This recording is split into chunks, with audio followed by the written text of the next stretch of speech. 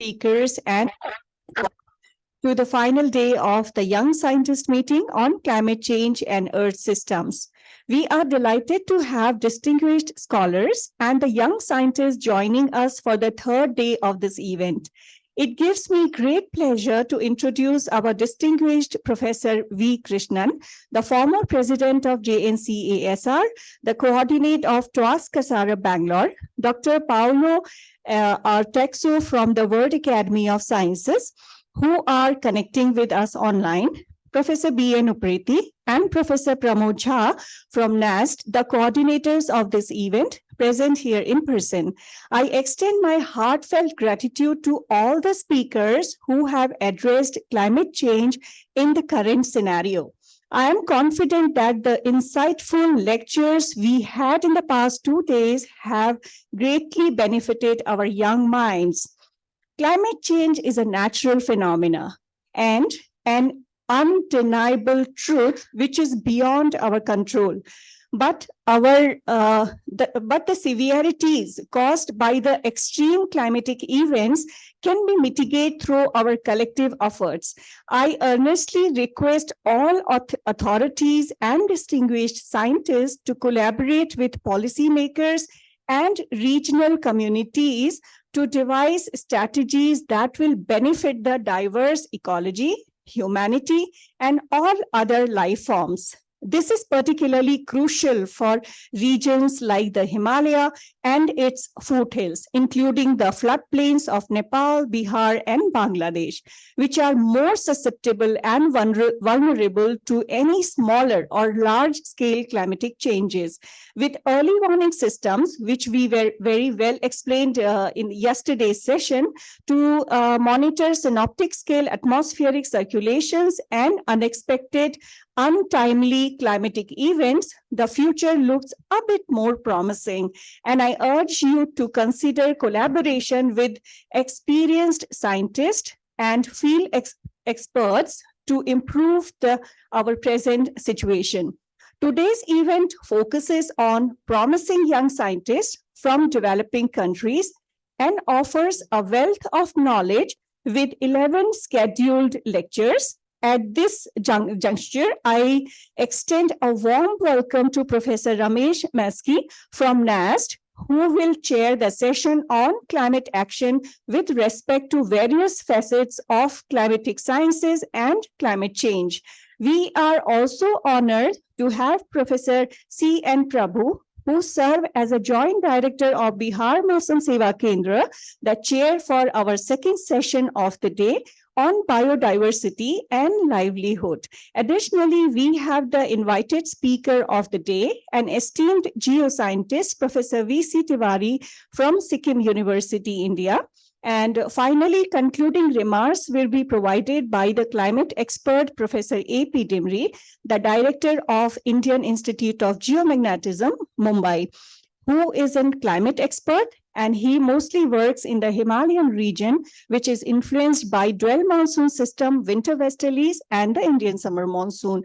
And due to some unavoidable circumstances, Professor Rajiv Mahajan is unable to contact us online, but he has shared his talk with us, a small whatever he wanted to tell us today, he has shared with us, which will be played in some time today. And without further delay, I would like to invite Professor Ramesh Maske to chair the first session of today's meeting. Thank you all for your presence, and I eagerly anticipate a day filled with insightful discussions and knowledge sharing. Professor Ramesh.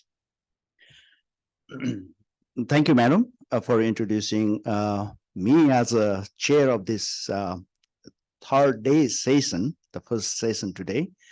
And I'm very delighted to chair. We have today the Young Scientist online meeting on climate change and Earth systems hosted by TWAS and Nepal Academy of Science and Technology provides a vital platform for interdisciplinary collaboration on climate change. This gathering underscores the urgency of understanding and mitigating its impact, featuring a diverse range of innovative research and insights from engaging young scientists worldwide. Now, I would like to welcome session 5 to the climate action, a vital segment dedicated to exploring various facets of climate sciences. In this session, we are privileged to host an esteemed panel of distinguished scientists, each offering a unique perspective and insights on the critical intersection of climate change, sustainability, and scientific innovation. Now, we have actually 5 panelists today, inclusive the keynote speech from Rajiv Mahajan, and we will be displayed Rajiv Mahajan's Yes. now before Vinod. Yeah. Tiwari, Yes, sir. Yes, sir. So I would like my friends to start displaying Professor Rajiv Mahajan's delivery.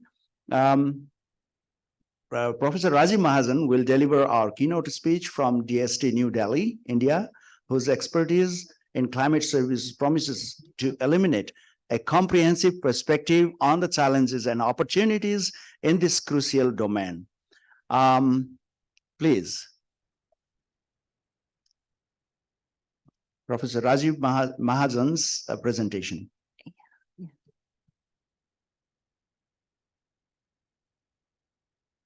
The sound.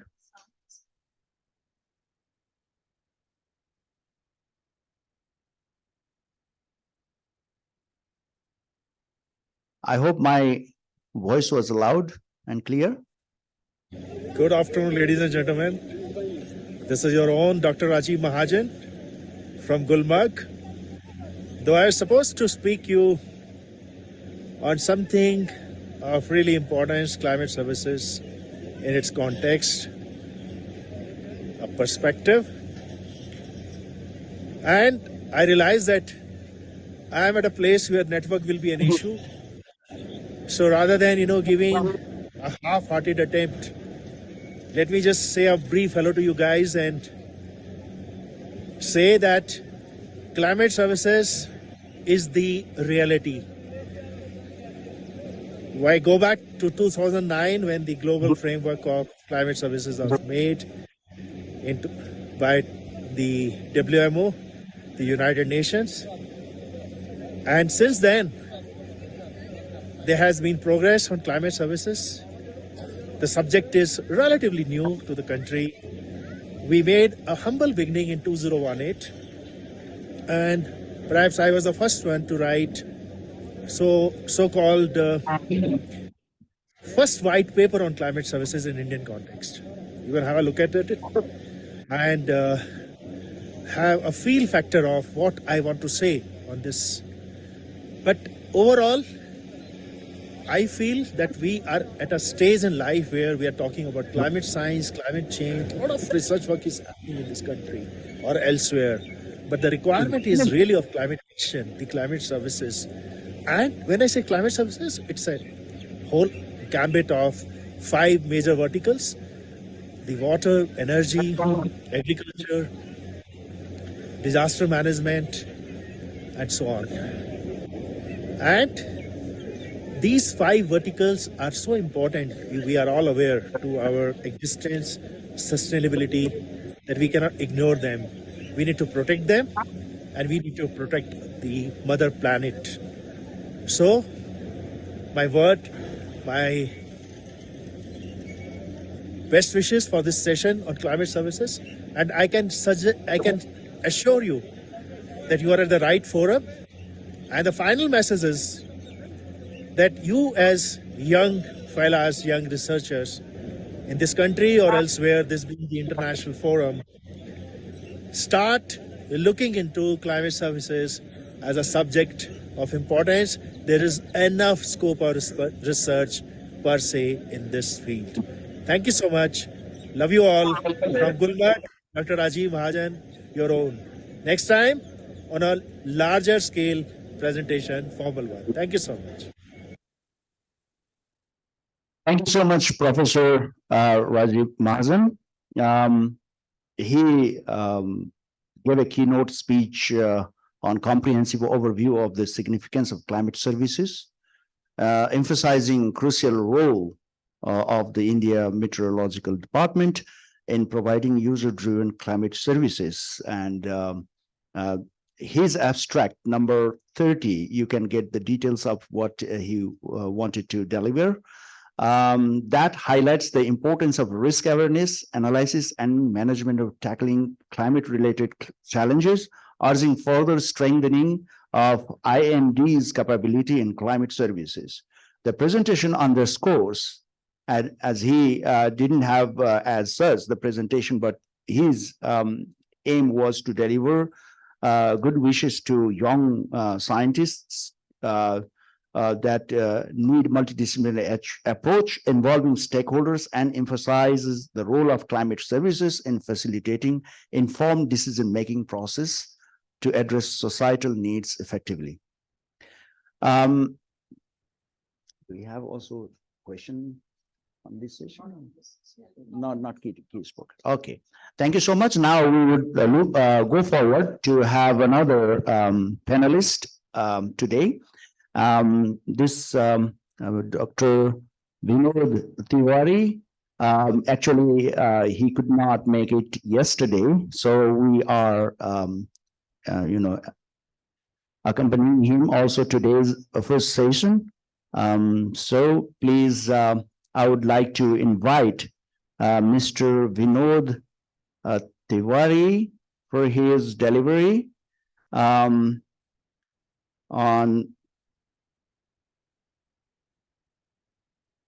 global climate change in the history of planet Earth, from South Asia. Dr. Vinod Chandra Tiwari, with a MSc and PhD from Lucknow University, is a distinguished geology professor with 50 plus years of experience. His research spans Himalayan geology, paleoclimate change, and Indian summer monsoon. Notable for 150 plus research papers, he is set to convene session at the 37th International Geological Congress. You can contact with Professor VCT54@gmail.com. Now, with this, I would like to request Professor Dr. Vinod Tiwari to deliver his message. Dr. Tiwari?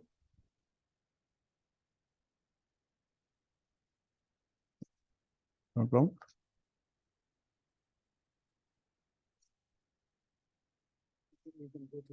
Yeah. So then we will continue with the second presenters today's session. I mean, the third in the series. We will wait for Dr. Tiwari to come up again with some technical glitches he had, continued from yesterday. Now, I would like to invite Miss, I think the second presenter, Miss, if I correctly pronounce her name, Wendy Mabhulusa, is a motivated professional with a Bachelor of Science in Chemistry and Mathematics from the University of Fort Hare. Currently pursuing her master's at University of South Africa. Her research focuses on synthesizing nanomaterials for fuel cell applications. She actively engages in professional development and community work. You can reach her at 1-807-236 at mylife@unisa.ac.za. She is going to talk about the fabrication of low-cost carbon-supported anode electrodes for direct ethanol fuel cell. Yes, please. Go ahead. The floor is yours. Wendy Mabhulusa. Thank you, Prof. I would like to share my screen first.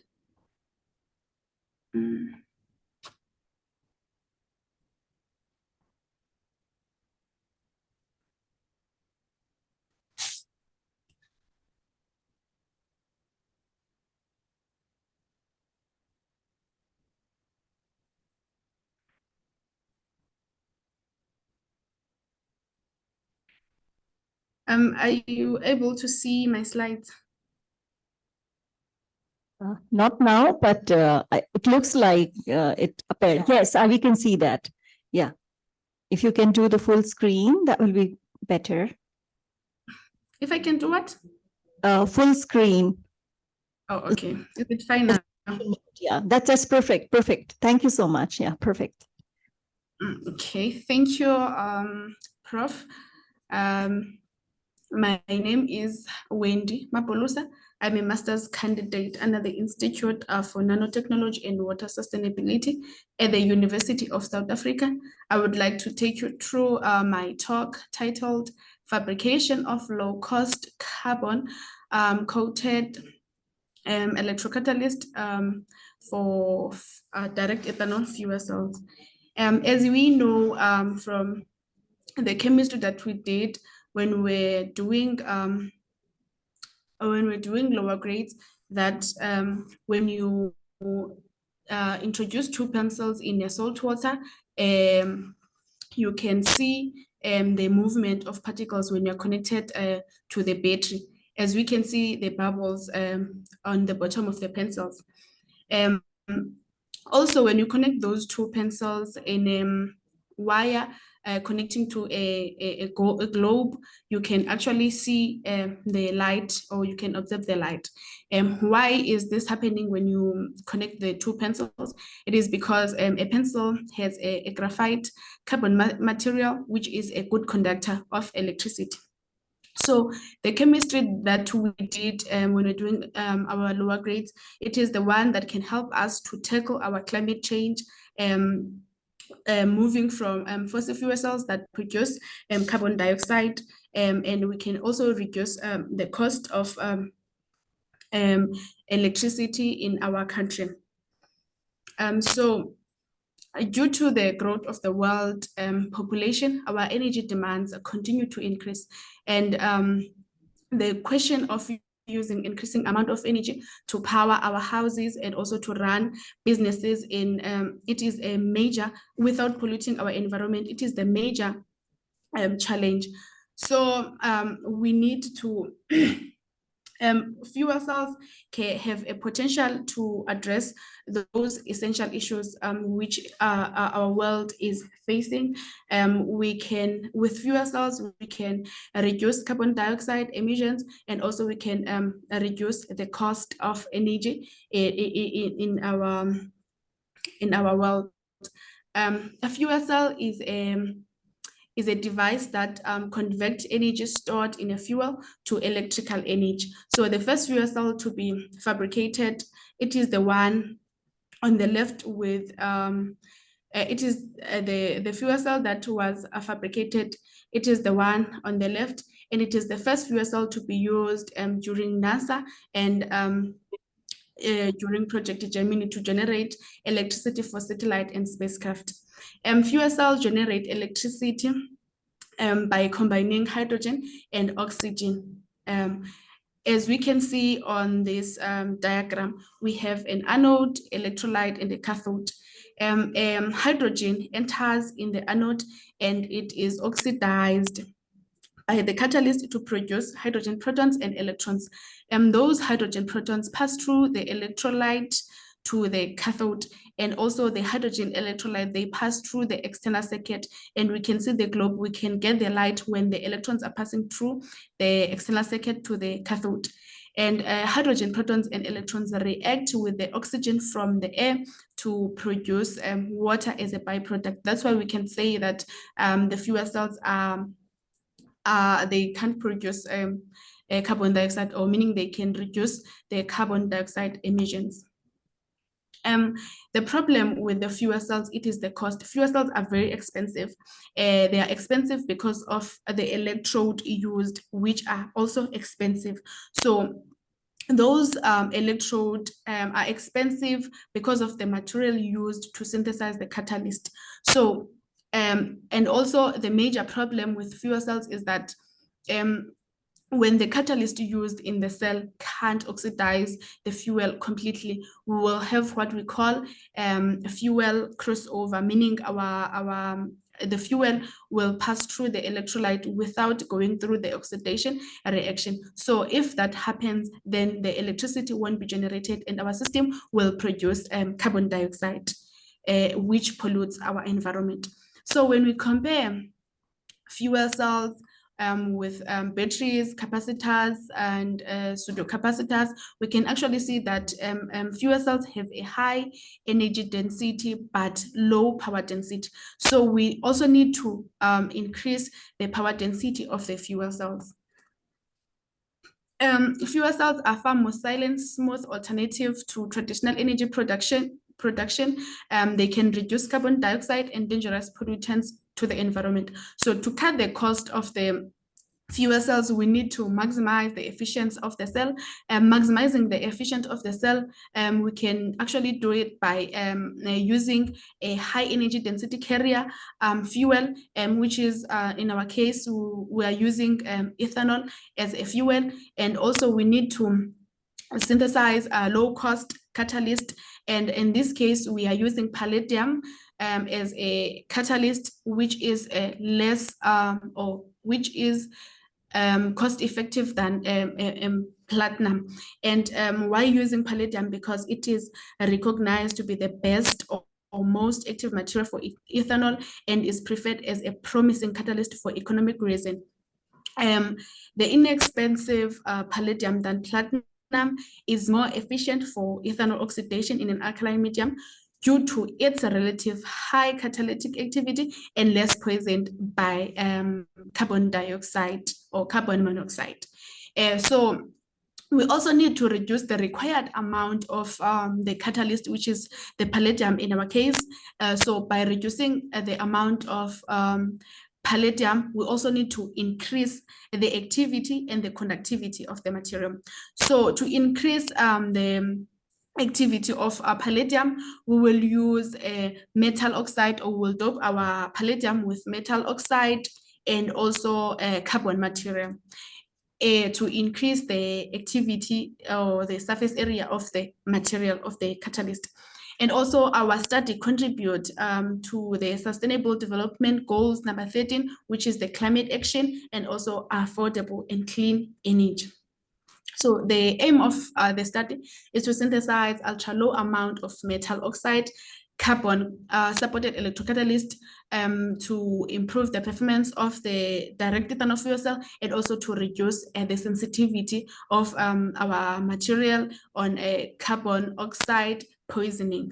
So to achieve the aim, we have synthesized and characterized our palladium-based catalyst, and we have developed the electrode, which are modified using a palladium-based catalyst. And also we have, or we are still evaluating the electrochemical performance of the catalyst. After the evaluation of the performance of those catalysts, we will fabricate or synthesize the membrane electrode assembling to test the performance of our material in a fuel cell. So our synthesis of nanomaterial, we have synthesized a nickel oxide nanoflower by dissolving nickel sulfate hexahydrate in a sodium hydroxide, and we hydrothermally treated our precursor, and then we dried and calcined to increase the surface area of our material. And also in figure B, we synthesized our borophin by dissolving boron powder to the acetone, which is a borophin is an allotrope of a boron. So that's why we are using boron powder to synthesize a borophin. So we sonicated the precursor in a sonical bath for 24 hours, and then we centrifuge the solution, and we adjusted the centrifuge to collect our material. So for the synthesis of our electrocatalyst, we dissolved palladium, or we doped palladium with a borophin by dissolving the two material in an acetone, and we sonicated for 4 hours, and then we centrifuge the solution. We adjusted the centrifuge so that we can collect our catalyst, and we dried the solution for overnight. So to test the performance of our catalyst, we used a 3 electrode system. As a working electrode, we used a glassy carbon, and as a reference electrode, we used a silver chloride, and a counter electrode, we used a platinum wire.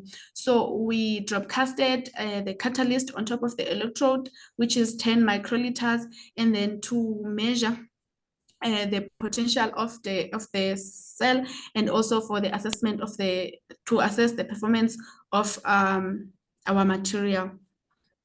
So we characterized our material using XRD and SEM. So from the XRD, we are trying to compare the commercial catalyst, which is palladium on carbon, and our synthesized catalyst, which is palladium doped with paraffin. So we did the XRD of carbon black and also of palladium on carbon. We wanted to check if our commercial catalyst has carbon black. So we can actually see by the plane, which is around 110, that which is assigned for carbon, and the plane at 102, which is also assigned for carbon, that we can see that the commercial catalyst, which is palladium on carbon, contains carbon black. So we can also see the commercial catalyst is also crystalline by the intensity and the peaks of our XRD.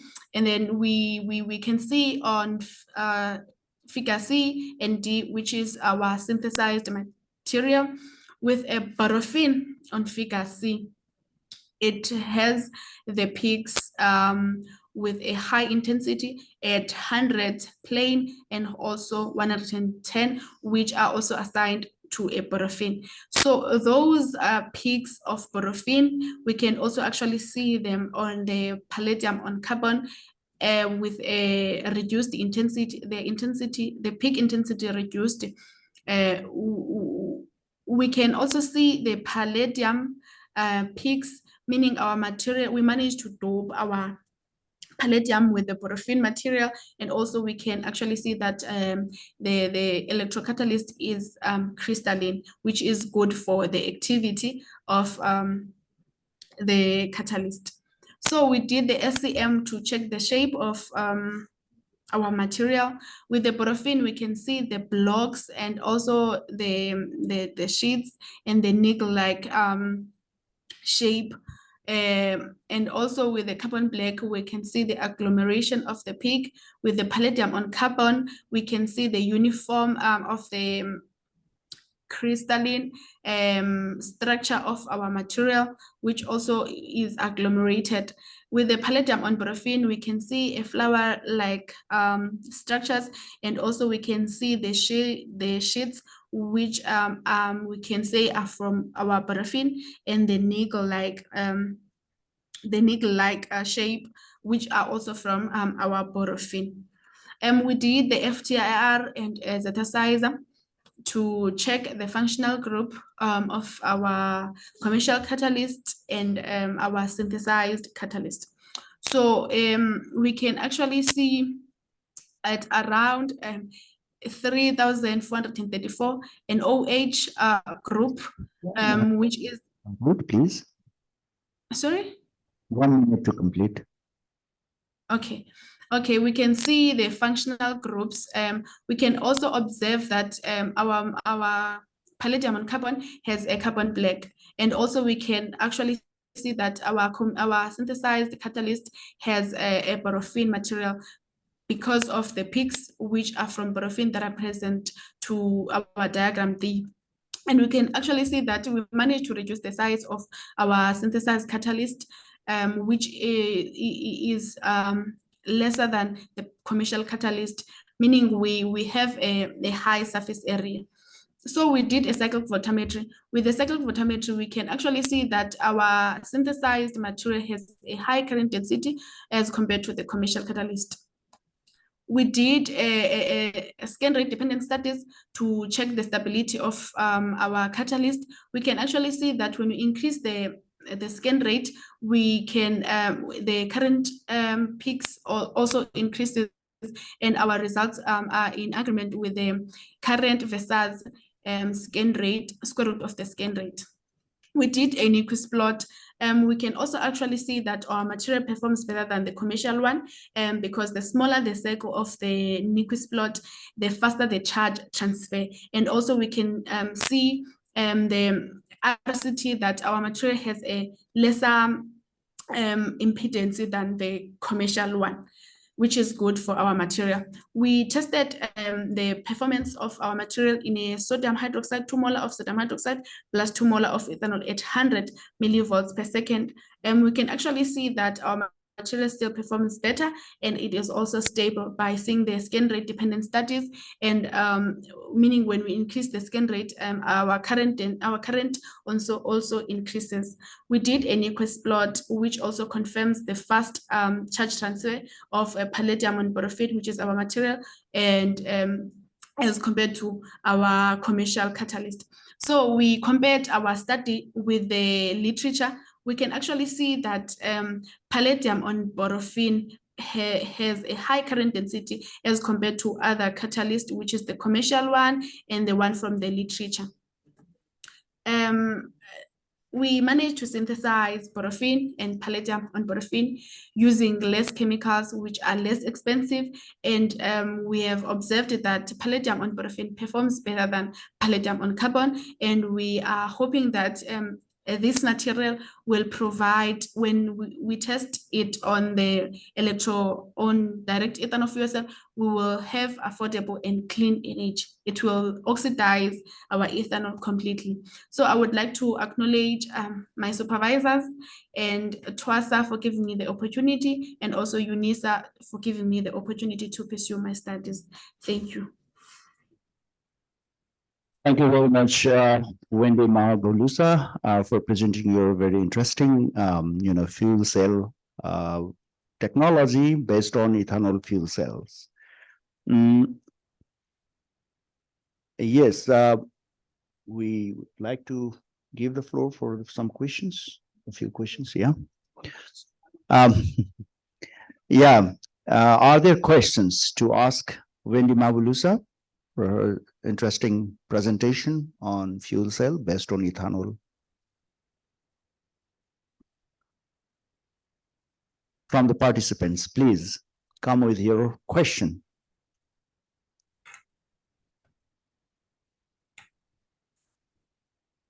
I don't see any hands coming up. Before we go forward, maybe I would like to ask one question to Wendy. The fuel cell, sometimes in past, I was also interested in having fuel cells based on hydrogen. It's coming up with the fuel cell with the ethanol as a input. Now, both technologies are being developed side by side. Why did you choose ethanol instead of hydrogen? It may be, the answer might be, I would think of why it is. Another question now related to that, how can the development of low-cost, high-efficiency carbon-supported anode electrodes for direct ethanol fuel cell be optimized to increase their competitiveness and widespread adoption of energy generation, considering their potential impact on greenhouse gas reduction and sustainable development goal? Some of the parts you have already highlighted, but I would like to, again, specifically see your viewpoint. Thank you. I will answer the first question. Okay. I'm not so sure if I heard you correctly. You were saying, why did I choose direct ethanol fuel cells instead of hydrogen? Probably. Yes. Oh, okay. We chose to go with the direct ethanol fuel cells because they can use a lot of carbon materials. They are not sensitive to the pollution of our material. And if you are using direct ethanol fuel cells for a long time, you cannot, or you can experience a minimum explosion than hydrogen fuel cells. If you, when you are using a fuel cell for a long time, it might heat and get hot and burst. but with direct ethanol fuel cell, which is tolerant to some of the material, it is not easily to burst, and it is easy to handle a direct ethanol fuel cell than a hydrogen fuel cell. I hope I answered the question. Can you please repeat the second question for me? Yes, very interesting. You did. The hydrogen has also potentially being dangerous, but ethanol also compete with food production. And again, as an input material for fuel cell. What is your opinion? Generated. Can you please come again? What is my input on the competition of fuel cells with the food? What? Competition with food production. Ethanol is made of some kind of food, isn't it? Yes. And instead of hydrogen, the ethanol is competing with the food production. Yes. Okay, that is a comment. I would like to thank Wendy Mabulusa.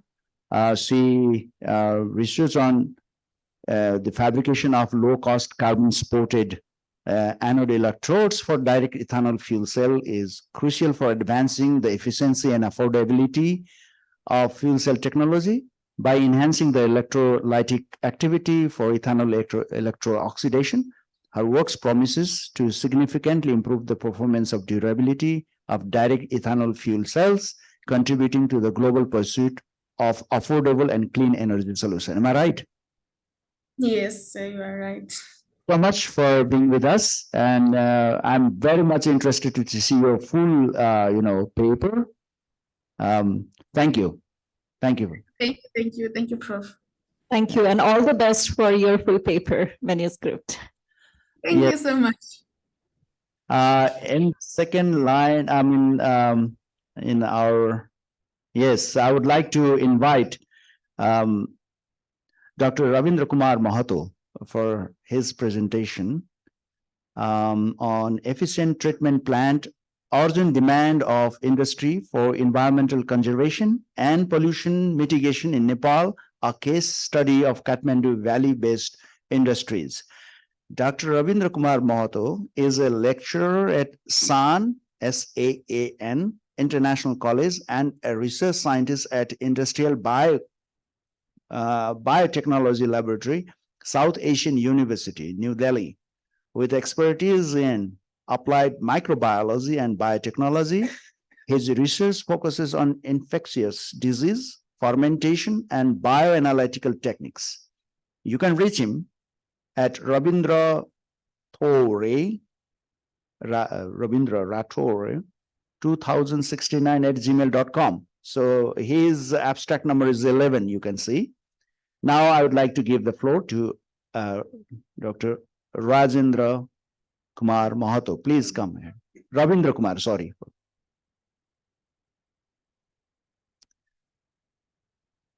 Dr. Mahato?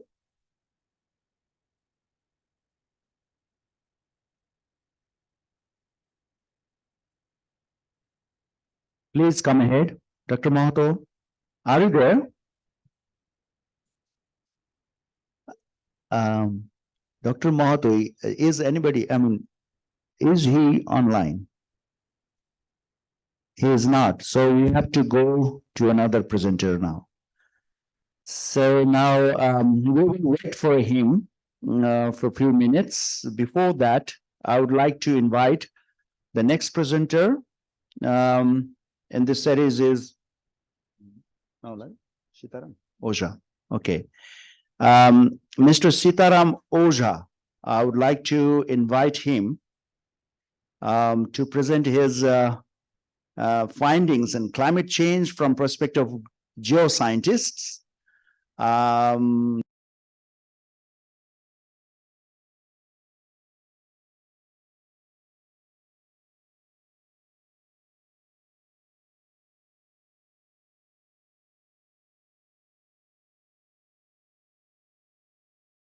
Demonstrate expertise in geospatial analysis. His abstract is number 10, so you can read in detail about the abstract. I would like to give floor to Sitaram Oza. Please come up. He's also not online. Now, in this case, I would like to go. Yeah, he's not there. Then is Nalwazi Thabile Gazu online? Yes, I am, Prof. Okay, very good, fantastic. Now I would like to give you floor before that to speak about electrochemically sensing SARS-CoV-2 in the environment. Nalwazi Thabile Gazu, with a background in applied chemistry and chemistry honors, is pursuing her master's in chemistry degree at University of South Africa. Her research focuses on electrochemical biosensing device for detecting SARS-CoV-2 in wastewater, aligning with the UN Sustainable Development Goal 6. She has received accolades and grants for her academic excellence. You can see detail in abstract number 26. Nalwazi Thabile Gazu is the presenter today with other co-authors like Zolile Godfrey Fukua, Bekie Brilliance Mamba, and Yusi Sifo Felent, if I pronounce correctly those names. Yes, you did, Prof. The floor is yours. And you have 15 minutes to complete, and I will give warning before 2 minutes you finish. Thank you. Go ahead. From my side, I'm trying to share the slides, but it's saying that the host disabled participant screen sharing. Please provide access.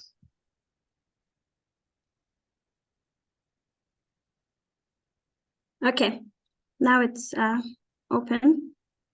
I'll just quickly share my presentation. Is it visible from your side? Yes, very much good. visible. Thank you. Let's go to presentation mode. Okay. Oh, you have somebody. Can I start? Yes, please. Okay. Greetings. I am Nolwazi Gazu, a master's candidate at the University of South Africa under the Institution of Nanotechnology and Water Sustainability. I will be giving a talk on entitled Electrochemically Sensing a Severe Acute Respiratory Syndrome, Coronavirus 2, in short, SARS-CoV-2 spike glycoprotein in the environment.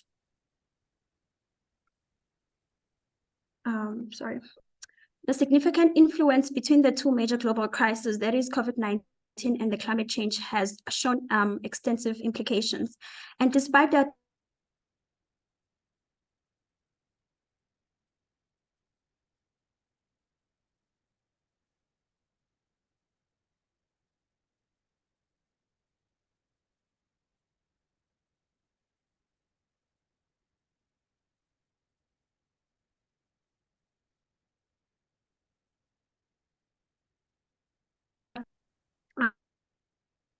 SARS-CoV-2, the water systems, which can eventually lead to its transmission through the water medium.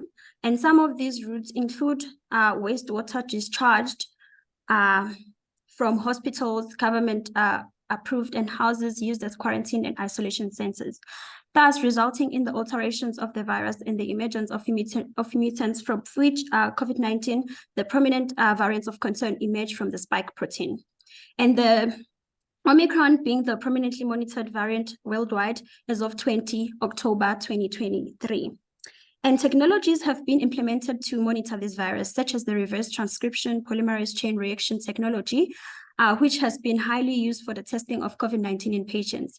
However, this technique involves repeated cycles of heating and cooling of about 30 cycles and takes 3 to 4 hours to produce results, with a fair chance of the requirement of sending the samples to specialized external laboratories, which takes about 8 to 8 hours. Therefore, having a negative impact not only on the containment of the virus, but also resulting in the incline of the global carbon dioxide emissions from power plants due to the high energy consumption of this technique. hence the need for the development of alternative techniques such as the sensors. Well sensors have attracted a remarkable attention due to their fast response, high specificity, small sample requirement, their amenability to miniaturization, and also their sensitivity, especially when they're operating with electrochemistry, which has also led to their potential application in various fields, to name one, environmental monitoring. And to achieve all these qualities for this project, nanomaterials such as polyaniline and the quantum dots have been used as a stable interface for the immobilization of the atom that will be specific for the detection of the spike glycoprotein. For example, the polyaniline offers advantages such as the environmental stability, and they are also resistant to corrosion. Whereas quantum dots that are kept using short-chained mercator groups make them biologically inert, in a way minimizing their toxicity in the environment.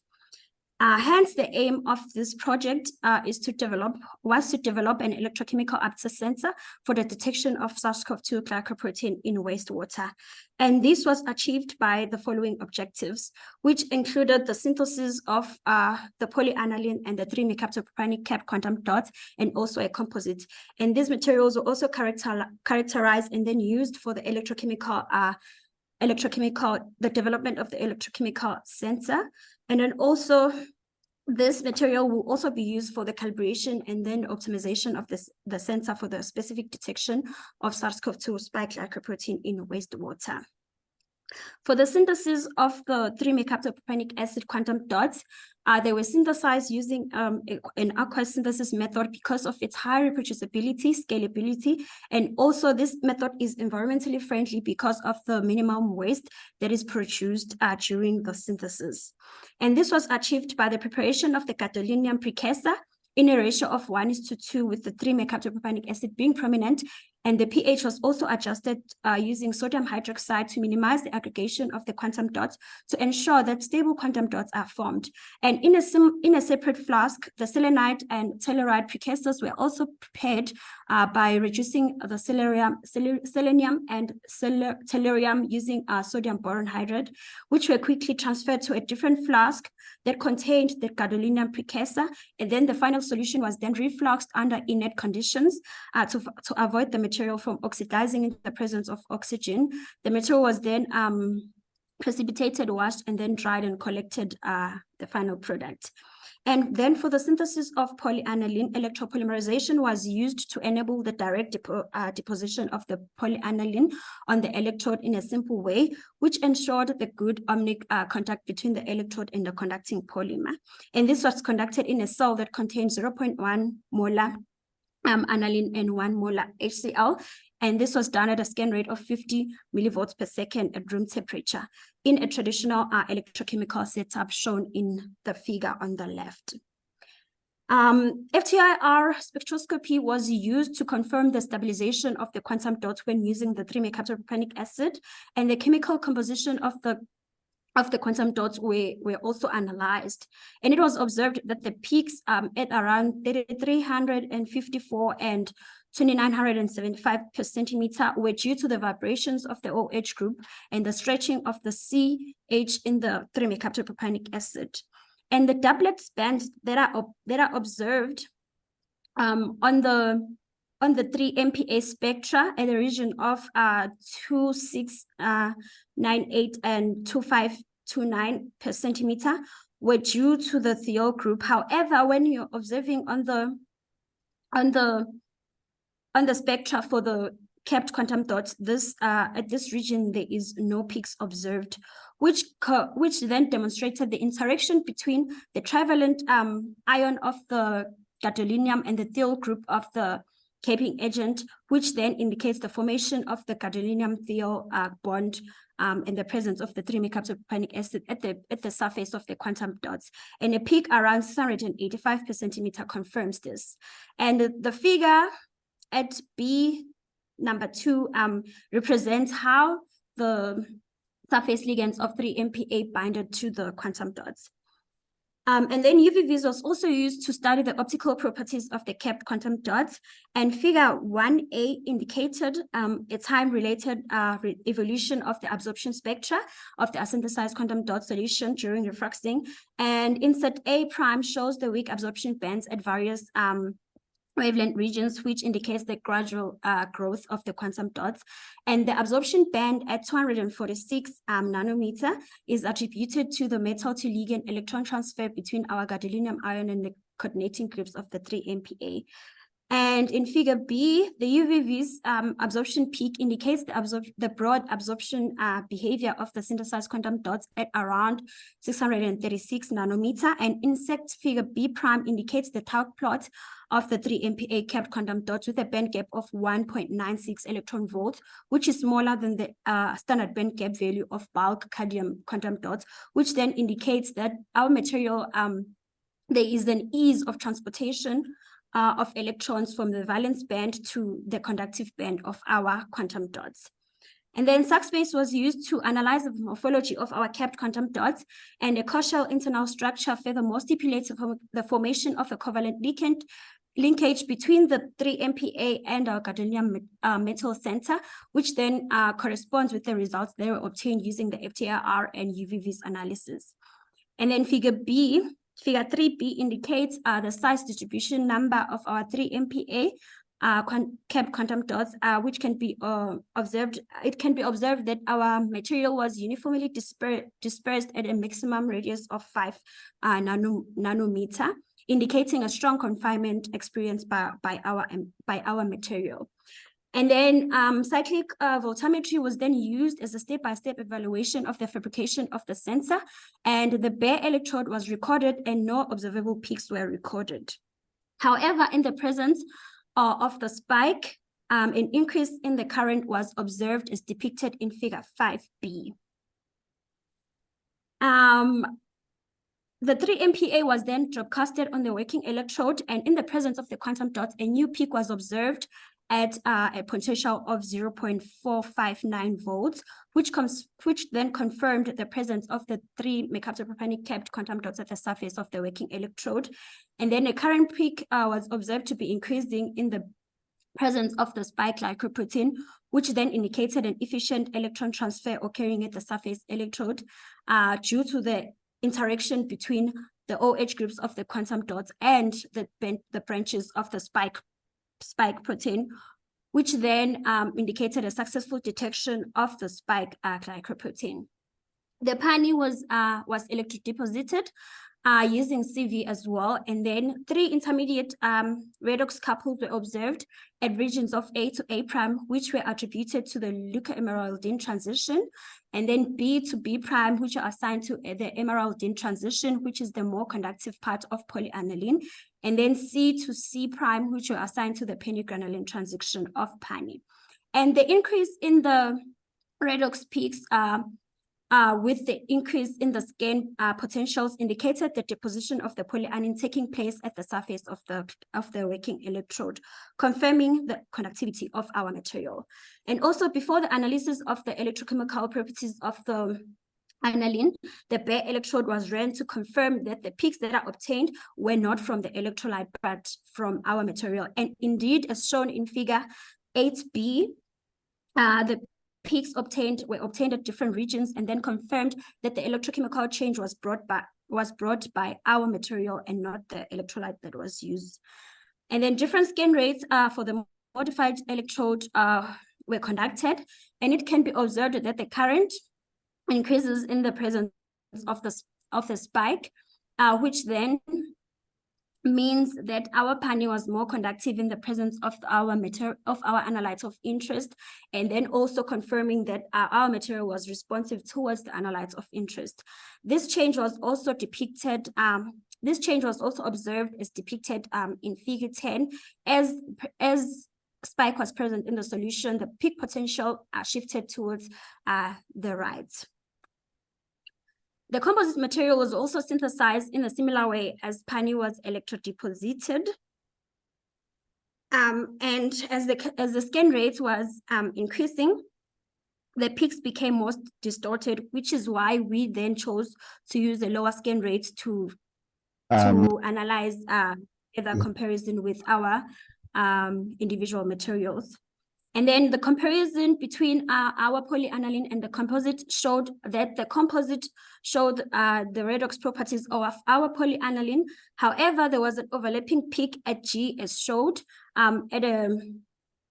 at a potential of 0.5095 volts, which then corresponded to the presence of our 3-mercaptopropanic acid capped quantum dots, indicating that the composites exhibited both the properties of our polyaniline and the 3-mercaptopropanic capped quantum dots.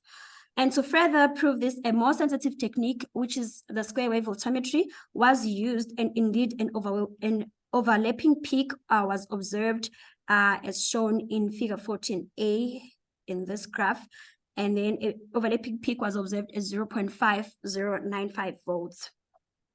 For the studies of the aptamer was drop-casted and then stored in the fridge for a certain time, for which we stored it from 2 to 15 minutes to compare the activity of the aptamer at different incubations time in the presence of the spike glycoprotein.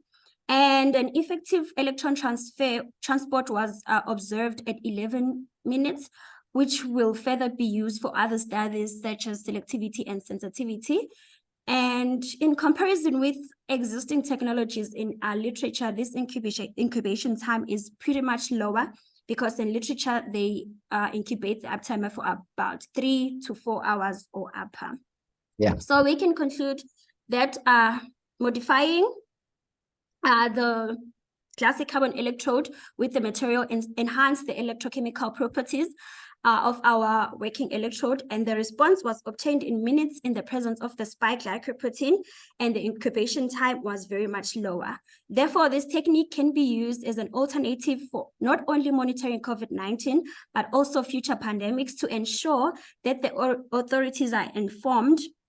In that way, proper disinfection techniques can be put in place to ensure safe drinking water for all. I'd like to acknowledge my supervisors, my institute where I come from, and also this platform for allowing me to present my work. Thank you. Thank you very much, Ms. Gajua. Nolwaji Tabule, for presenting very interesting, your research on finding SARS-CoV-2 in wastewater. That type of something, also the kind of research also somebody did in Nepal also, but I don't have any details about that. But interestingly, we listened your presentation, and yeah, very much interested in. Now, I would like to give the floor for question answer session. If any question, please raise your hand and go ahead.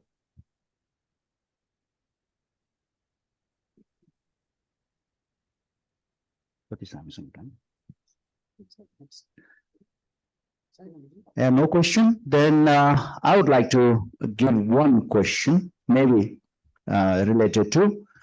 I'm not an expert in such type of electrochemical sensing system, but for the sake of our participants, I would like to ask the following question. How does the electroactive sensing system consisting of polyline, pani, or 3-mercaptopropanic acid capped gadolinium telluride selenide quantum dots, 3-MPa, ZD, TE, CE, 3D. It's very difficult for me as an engineer. I'm a chemical engineer, but I'm civil. But pronouncing those long names is very difficult. Now, these two things add in monitoring and detecting SARS-CoV-2 in water, and what implication does it have for mitigating the interrelationship between COVID-19, future pandemics, and climate change? Do you have any idea about that? Is Prof asking me what benefits the materials are bringing in detecting the spike glycoprotein? Yeah, your technique. Okay. What is the relationship between core scope 2 is COVID-19 and future pandemics, also climate change? Are these spikes also indicative or kind of any changes? Maybe not only COP2.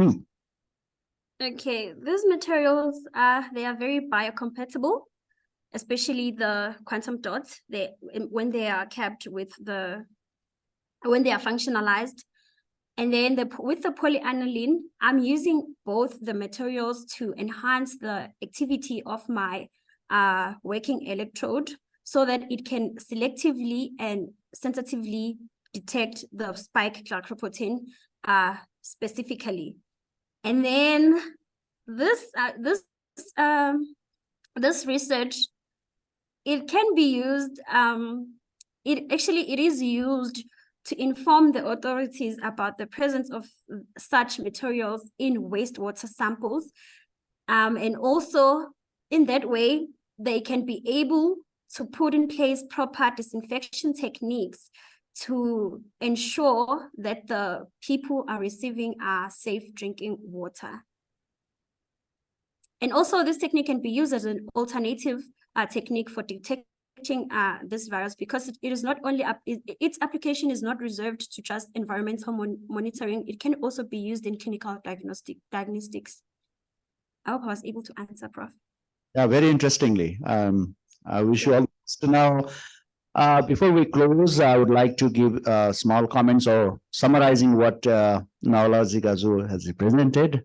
Nalwazi Thavi Gazu, Jolie Godfrey Fukua, Becky Brilliance Mamba, and UCC4 Felini's innovative study on electrochemically sensing SARS-2 in the environment is groundbreaking, I suppose. Their development of an electroactive sensing system utilizing polyaniline, PANI and 3 dots, how do you call it shortly, quantum dots, demonstrates promise in detecting SARS-2 with rapid response time, low detection limit, and wide linear range. This technique presents a sustainable alternative to address intersections of COVID-19, I suppose, future pandemics and climate change, potentially revolutionizing virus detection methodology. Am I right? Or not? Yes, Prof, you are right. Thank you. Thank you. And thank you for being with us. Please listen others also presentation. Now I would like to invite our next presentation. Sorry for some changes in between in our plan. Now I would like to invite Sitaram Oza to talk about, is there?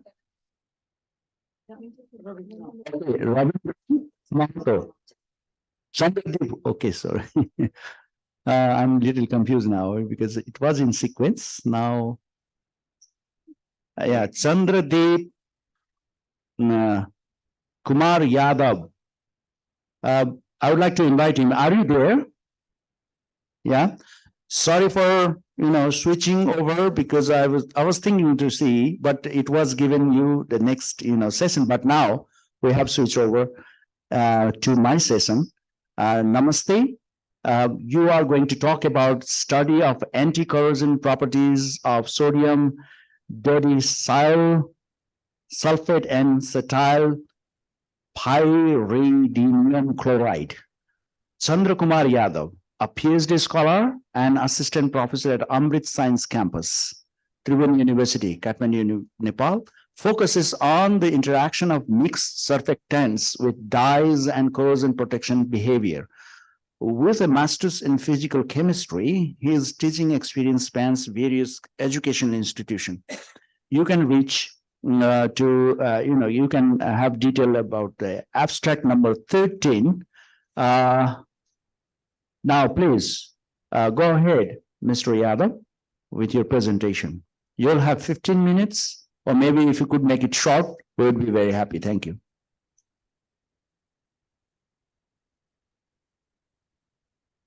Namaste. I'm Chandradeep Kumar Yadav. Currently, I am working in the CSIR IMT Bhubaneswar.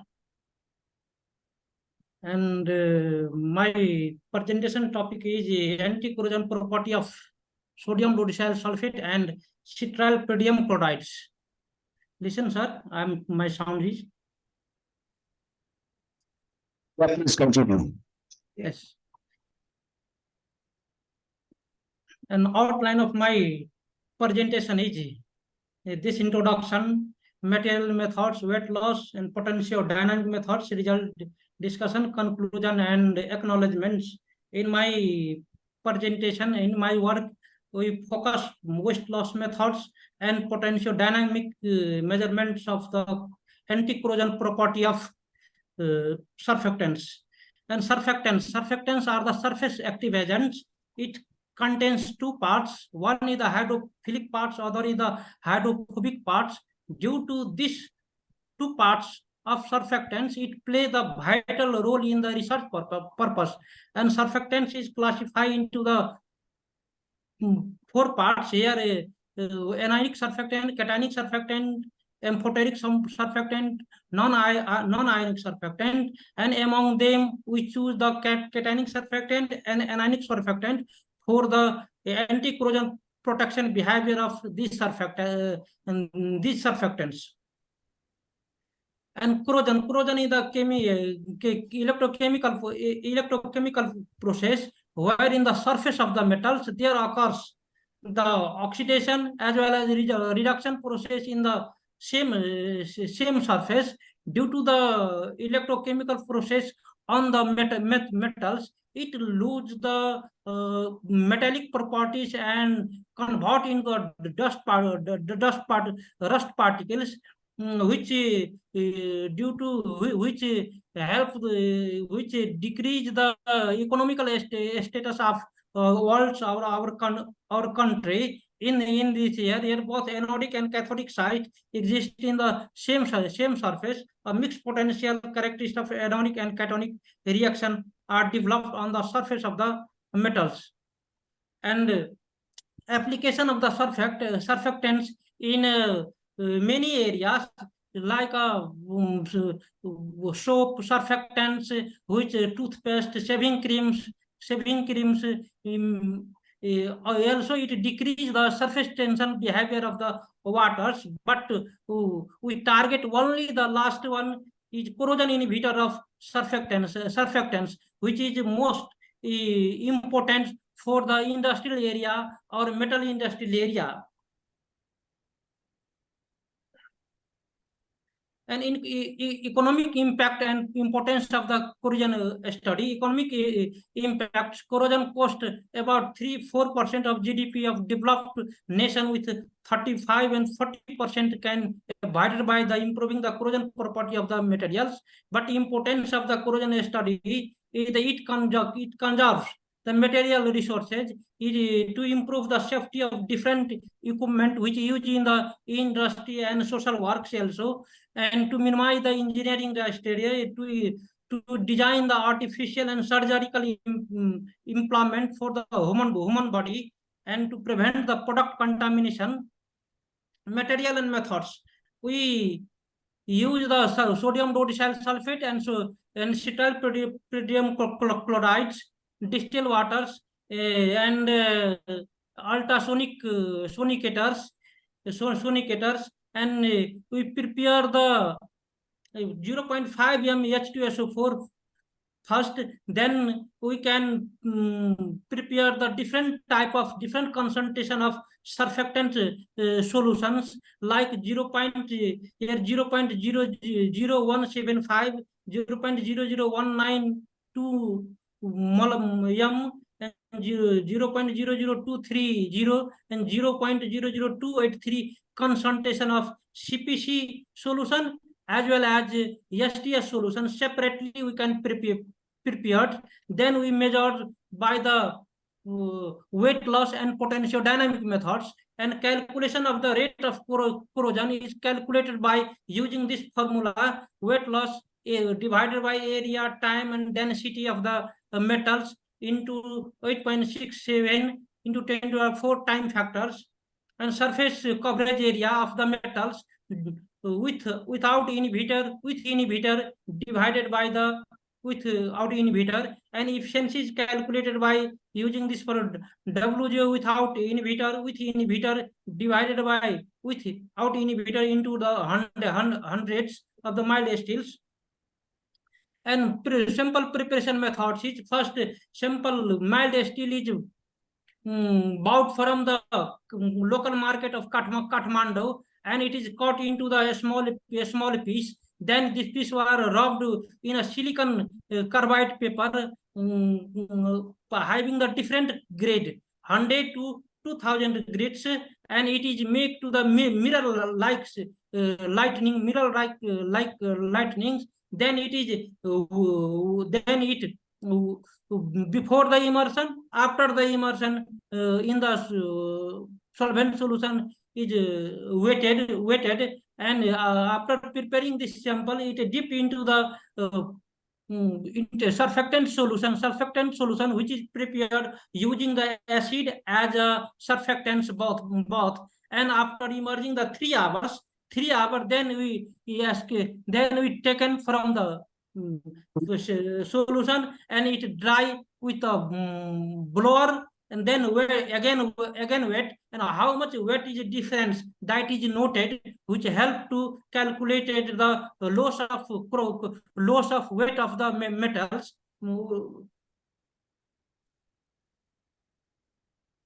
And this is the table of weight of loss of we can take the force that concentration, and this concentration is taken from the CMC formation of the surfactants. At that point is the CMC concentration, and after 3 hour immersions, weight loss of this concentration is obtained from 8.417, and if increasing the concentration of the surfactant, we can obtain the decreasing the weight loss of the metals, and it indicate that if surfactants concentration is increased, then there is a corrosion rate is decreased, and coverage surface area of the metal is increased. It may increasing. If concentration of the surfactant is increased, then surface coverage area is increased. It indicates that the absorption of the surfactant molecules on the metal surface is increased with increase in concentration of the surfactants. And finally, we can calculate the efficiency of the surfactants. Efficiency of the surfactant, efficiency in Newton, efficiency of the surfactants is also increasing with the increase in concentration of the surfactants. It also increase. If concentration of the surfactants is increased, then absorption of the surfactant molecules on the metal surface is increased, which break the corrosion property, that is electrochemical reaction between the metal and H2SO4, and it settle down between the metal and the sulfuric acids. And last one is the last one row is indicate the H2SO4, which is without inhibitors. There is not used in the surfactants, and they are found in the 98.822% of efficiency. And if surfactant is added in that solution, then efficiency is increases. It indicates the using the surfactants rate of corrosion is decreased. And similarly we can taken the in the STS surfactants as the same process in the same concentration, we can found in the similar results. Like concentration is increases, then weight loss is decreasing. Weight loss is decreasing. It also indicates the absorption of the surfactant molecules increases with increase in the concentration of the molecules, and corrosion rate is decreased, but inhibition efficiency is found to be less than the CPC. Here, compare a study of the weight loss of the CPC and STS, and CPC and STS in 3 hour immersion, and this is the corrosion rate. comparative study of the corrosion rate of the both surfactants CPC and ASTS immersion of the 3 hour, and this black curve CPC of the surfactant when concentration is increasing, then corrosion rate is decreases, and here is the weight loss is decreasing after increasing the rate of the concentration of the surfactants. And efficiency, here is the mechanism of the surfactants which control the corrosion rates or which increase the efficiency at a metal surface, and metal surface on the metal surface, and between the metal surface and water molecules or sulfuric acid molecules, there between these two metals and water molecules and surfactant molecules absorbs, and there is no any points to the reaction with the metals to become the corroded surface corrosion reactions. So it is a better example to control the corrosion property of the metals using the surfactant molecules. Here. And potential dynamic measurements, and we use the three electrode systems. Calmolo electrode as a reference electrodes, working electrode as a metal electrodes, metals, and mild steel metals, and counter electrons. And there is the study the open current potential, anodic potential, cathodic potential, anodic current potential, and cathodic current. And this work was done in the Central Department of Chemistry, electrochemical lab. And first graph, this indicates the current potential graph without surfactants, that is the sulfur 0.5 m sulfuric acids. Here is the open current. OCP is the negative at negative sides, the cathodic potential negative sides, and this negative to the open OCP is the cathodic potential, and positive side of the OCP is anodic potential.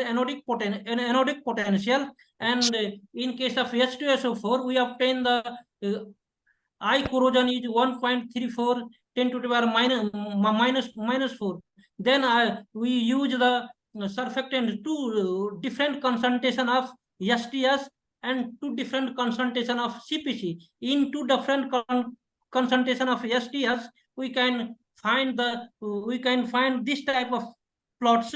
Here is the CPC. Here is the STS having 0.0175 molar solutions, and other is the 0.0098 m STS solutions. Hello. And because of the time limitation, we can't go in detail about your presentation. Please conclude. What is your finding? And this is the potential dynamic graph of the CPC. Here is also the two different concentration, 0.0175 and 0.0198 concentration. Then graph, this type of graph is obtained where red color graph indicates the 0.000175 minimum concentration, and black color graph shows the maximum concentration.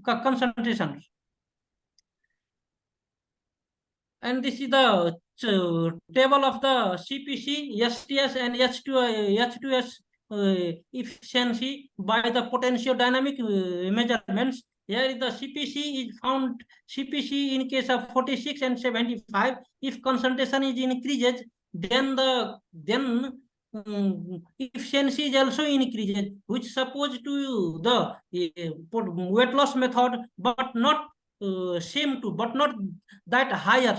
amount of efficiency due to there is the also some water molecules present in the water molecules present in the mild steels at the weight loss methods, that is but not complete from the waters, that is why it show the higher efficiency. But in case of but in case of electrochemical dynamic methods, that is show the below lower efficiency than weight loss methods.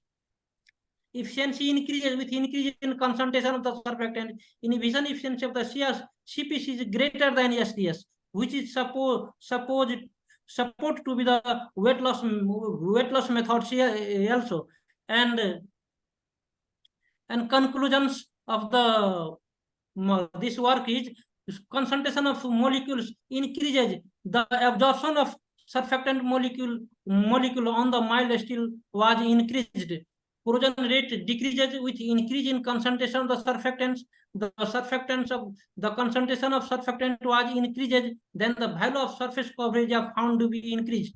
Concentration of the surfactant is directly proportional to the surface coverage.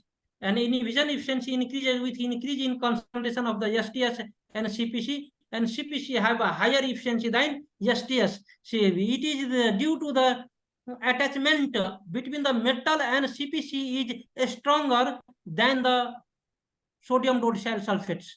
Due to the presence of the foreign elements in SDS is sulfur and CPC is nitrogen. Okay. And I would like to acknowledge my supervisor, Professor Dr. Ajay Bhattai. And because of time, I'm sorry, I have to stop, but it is understandable what your conclusion is. Now, I would like to open the floor for question answer. We could take one or two if there are any questions online. Yes, then we will switch over to another session soon.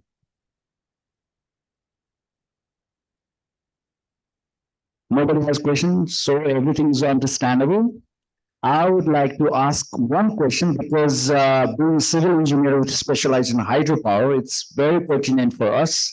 You know, hydro and concrete. We use mild steels for, in concrete as a tensile element. And hydro is very corrosive. So this, your finding could be very important for our industry here. Now, I would like to ask one question. How do the anti-corrosion properties of sodium diacetyl sulfate, SDS you mentioned, and cetyl pyridine chloride, CPC, compare when inhibiting the corrosion of mild steel, MS, in an acidic medium? If you have answer, please provide us, and then I will conclude the whole session. Sir, I'm taking the two methods. One is the weight loss methods, other is the potentiodynamic measurement methods. In weight loss methods, when mild steel is dipped in the acidic mediums, purely acids, and there occurs the corrosions and it damages the metal properties. Other samples we use the surfactants. Surfactant solution with H2SO4 0.5 m H2SO4 and 0.0075 m minimum concentration of surfactant solutions. Then we compare the weight loss, how many weight loss occurs in H2SO4 and how many weight loss occurs in the surfactants, and we find the minimum weight loss in the case of surfactants and maximum weight loss in the acidic mediums. That is why we can say that it prevents the corrosion property of the metals. Okay, the CPC is better than SDS. Yes, sir. Okay, that is your finding, and interesting to see whether it works in concrete with reinforcement. I would like to see that also. Please provide that if you have any project. I would like to conclude his presentation like Chandra Kumar Yadav's study on the corrosion inhibition properties of sodium diacetyl sulfate, SDS, and cetyl pyridine chloride, CPC, for mild steel in an acidic medium sheds light on importance of surfactants in preventing corrosion. The findings reveal the superior emission efficiency of SDS compared to CPC. I was wrong, or it is other way around. You said yes when I asked CPC was superior than SDS, emphasizing the significance of understanding these properties for practical application in corrosion control, like in hydropower sectors in Nepal. Very interesting, and thank you so much. Make clear that which surface,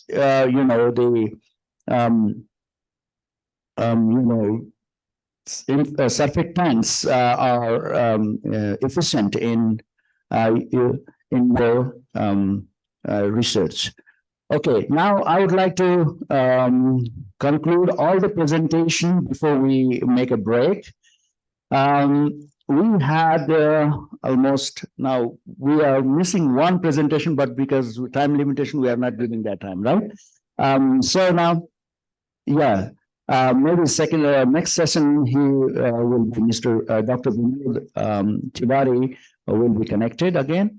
Now, I would like to thank everybody. First, Rajiv Mahajan, who delivered his keynote speech from DST New Delhi, but he was not able to present himself, but he provided his video, whose expertise in climate service promises to eliminate a comprehensive perspective on the challenge and opportunity in this crucial domain. And then joining us from around the world, Wendy Mavulusa, from South Africa. She shared her groundbreaking research in fabricating low-cost carbon-supported anode electrodes for direct ethanol fuel cell. And Ravindra Kumar Mahato, he was also missing. No? Yeah. He was. Okay, we would like, we wanted to hear from Ravindra Kumar Mahato, but he was also missing. Now then, Mr. Chandra Deep Kumar Yadav, also from Nepal, discussed his innovative research on study of anti-corrosion properties of sodium diacetyl sulfate and cetylpyridinium chloride. But before that, Ms. Nalvazi Thabile Gazu, together with Zoli Godfrey Fukua, Becky Brilliance Mamba, and Sisifo Felini, hailing from South Africa, presented their groundbreaking work on electrochemical sensing SARS-CoV-2 in the environment, contributing to our understanding of the pandemic's environment impact. With this diverse and innovative presentation, we aim to foster a dynamic and informative discussion that will inspire action and collaboration in tackling the pressing challenge of climate change in global scale. Now, I would like to thank everybody, all the presenters and the listener of this session very much. And I would like to hand over this microphone to our organizer. Thank you so much. Thank you so much, Professor, for arranging such a wonderful session. So I would like to congratulate you for a successful this session. And we will meet after a 5-minute break because we are already running short of time. So I would request next Professor C.N. Prabhu to be ready to chair the next session, which will be on climatic change and diversity and livelihood. So I would request Professor Prabhu to be connected with us within 5 minutes. So we take a break of about 5 minutes, a short break, and we gathered again back here. Thank you, sir, again for chairing the session. Thank you. Diversity and livelihood. So Professor C.N. Prabhu, the floor is all yours now. Thank you. Thank you very much, Dr. Jayashree. Good afternoon to all of you. I welcome you all for this session. It's a very important and I feel it's a very interesting session, the climate change, biodiversity and livelihood. It reminds me of my work I did a decade ago, like climate-human interaction, which was, on the similar lines. So I will be very glad to learn some of the new things, emerging things in the field from the young scientists. I might have a lot of questions for them, I don't know. But anyway, I invite all the speakers, wish them all the best. To start with, Ms. Anita Shrestha, are you ready? Yeah, we have the first speaker, is Stuti Jain from India, BSIP. Okay. Stuti Jain, she will be speaking on growth response of Himalayan cedar to the climate variables. Tree ring based, that means dendrochronology she works on. Tree ring based study from Kinnaur, Western Himalaya. Stuti Jain, she's from the Birbalsani Institute of Paleobotany, which have been associated quite some time. And I welcome her. She's a graduate student, I guess. And I welcome her. And please present her paper to the audience. Thank you very much. Stuti ji.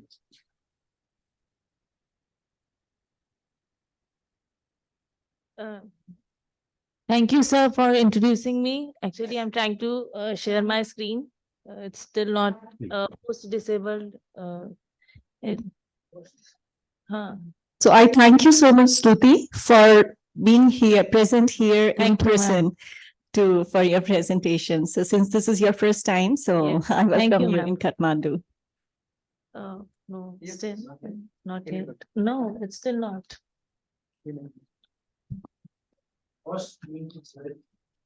You can share your slides.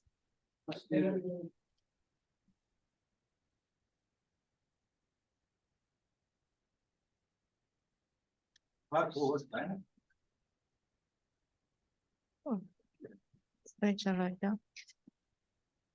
Actually, internet is also not connected to.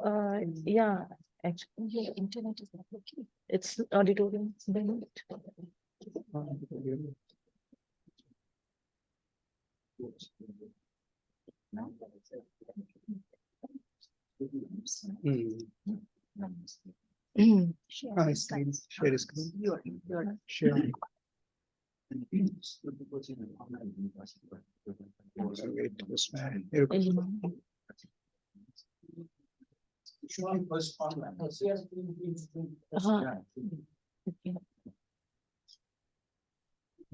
Start my live. Yeah, start my video. Yeah, okay. Full screen. मलाई दिन न यो computer म दिन्छु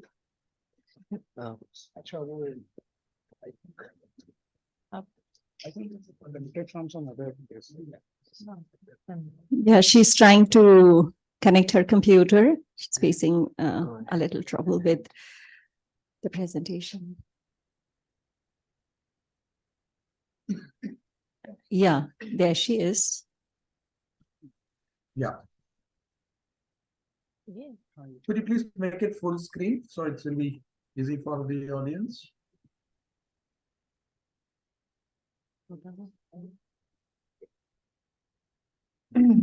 Presentation.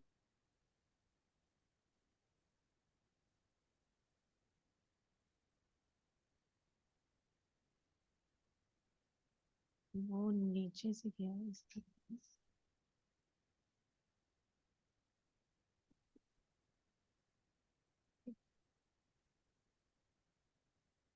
Full screen is not coming. Yeah, full screen. Yeah. Yeah. It's still Coming slow. Internet. You can go ahead. Good afternoon, everyone. Thanks to the organizers for giving me this opportunity to present my work on spring season temperature reconstruction for last 4 century using tree rings of Cedrus deodara from Kinnaur, Himachal Pradesh. I'm Stuti Jain, MSc Botany student, pursuing my master's dissertation under Dr. Parminder Singh Ranhotra.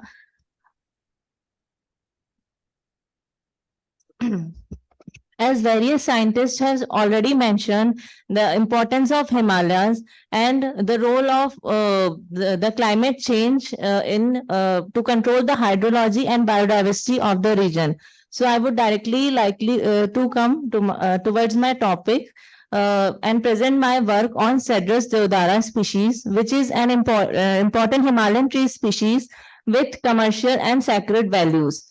It grows both in inner dry and outer moist regions of western and central Himalayas, but not in eastern Himalayas. This shows that it has affinity with precipitation by the western disturbances and is snow-loving.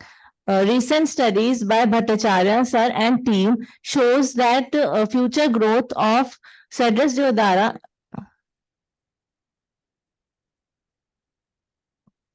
Share your presentation, otherwise it's not coming, it's only in your computer. Okay. Yeah, your slides are not moving. So these are not I think I should connect with other internet connectivity is slow. Monitoring, investigating, and coordinating human resource management. I'm sure in Nepal, extensive knowledge on that area of investigating and conducting research on human rights violation, attitude towards customers and colleagues, an excellent communication, and we will be hearing from her. And Ranjita ji, you have 15 minutes to educate us. Floor is yours. Sir. Thank you so much, sir. And good afternoon, everyone. This is Ranjita sir from National Human Rights Commission of Nepal. And thank you so much for providing me such a wonderful and knowledgeable and this scientific innovative forum to share something about human rights. What is the relation between human rights and climate change, not only in Nepal, but also in world scenario. I just try to share something about in context of Nepal as well. And shall I start, sir? Please, please. Yeah. Dear all, this is not totally new, but we all are well known about these things, the human right and this climate change. What is the linkage between these two matters, these two things? Although I will try my best. Human rights are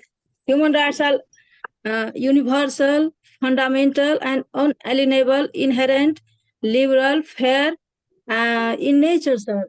And there are four fundamental rights of. There are four pillars of human rights. They are life, liberty, dignity, and prosperity. These four pillars includes various innovative and cross-cutting issues like climate change and human rights, food security and social justice, business and human rights, which is called BHR in short, artificial intelligence, cyber-related issues, and digital security and human rights, environment, development and human rights, developments, and so many others are these cross-cutting issues. The human rights covers all of those. Now I want to share one of them, that is, dear sir, I would like to request to share my slide as well, sir.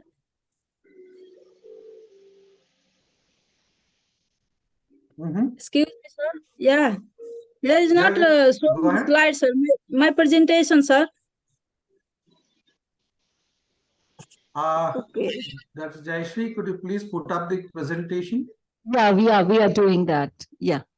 Okay. Yeah. I request to share my slides, sir. Yeah. The next slide, sir. You use it. Yeah, this is my first slide. I want to see the next slide, sir. Go to next. Yeah, next slide. Now I want to share one of them, the climate change and human rights. As we all are known about the climate change, this is the cause, and the human right violation is the effect of it. And the human right, as I already told, the human rights is fundamental, universal in nature. And there are so many effects of climate change on human behavior, human existence. One of them, human behavior, is a cause of climate change and global green gases emission by the development, economic as well as infrastructural activities, physical, social, so many development activities that is done for humans by the humans, like hydropower, electricity, energies area, agriculture, forestry, industry, transportation, buildings, and so on, sir. And moreover, it is affecting all the living and non-living things, all in general. The next slide, sir. Yeah. The climate change and human rights. This is the climate change is greatest threat to human rights. And by facing several problems like extreme weather, heavy rain, droughts, soil erosions. Is it audible, sir? Yeah. Please go ahead. Please go ahead. Thank you, We are listening. Yeah, by facing several problems like extreme weather, heavy rain, droughts, soil erosion, earthquakes, lake outbursts, heavy flood, melting glaciers, increasing temperatures, and erratic rainfall, not only in Nepal, but also all over the world is facing similarly at the same time. From these factors, right to life, right to adequate food, right to housing, right to job, right to health and education, right to substantive and healthy environment, standards of living and dignified life. All of them are economic, social, and cultural rights are violated in this case.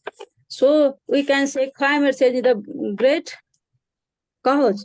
Human rights is directly related to the climate change. Though climate change outbursts in the enjoyment of a safe, healthy, clean life, as well as environment, which is core or norms of the human rights at the same time. Human rights highlights the obligations of both state and non-state actors like private sectors, NGO, cooperatives, international non-government organizations, civil societies, and so many in responding to climate change governance. Moreover, the international climate finance mechanism, financial assistance, developing countries faced with adaptation and international mechanism on induced displacement and migrations are safeguards for human rights. I am also repeating the same things as previous presentators presented in the day before as well. This is the next slide, sir.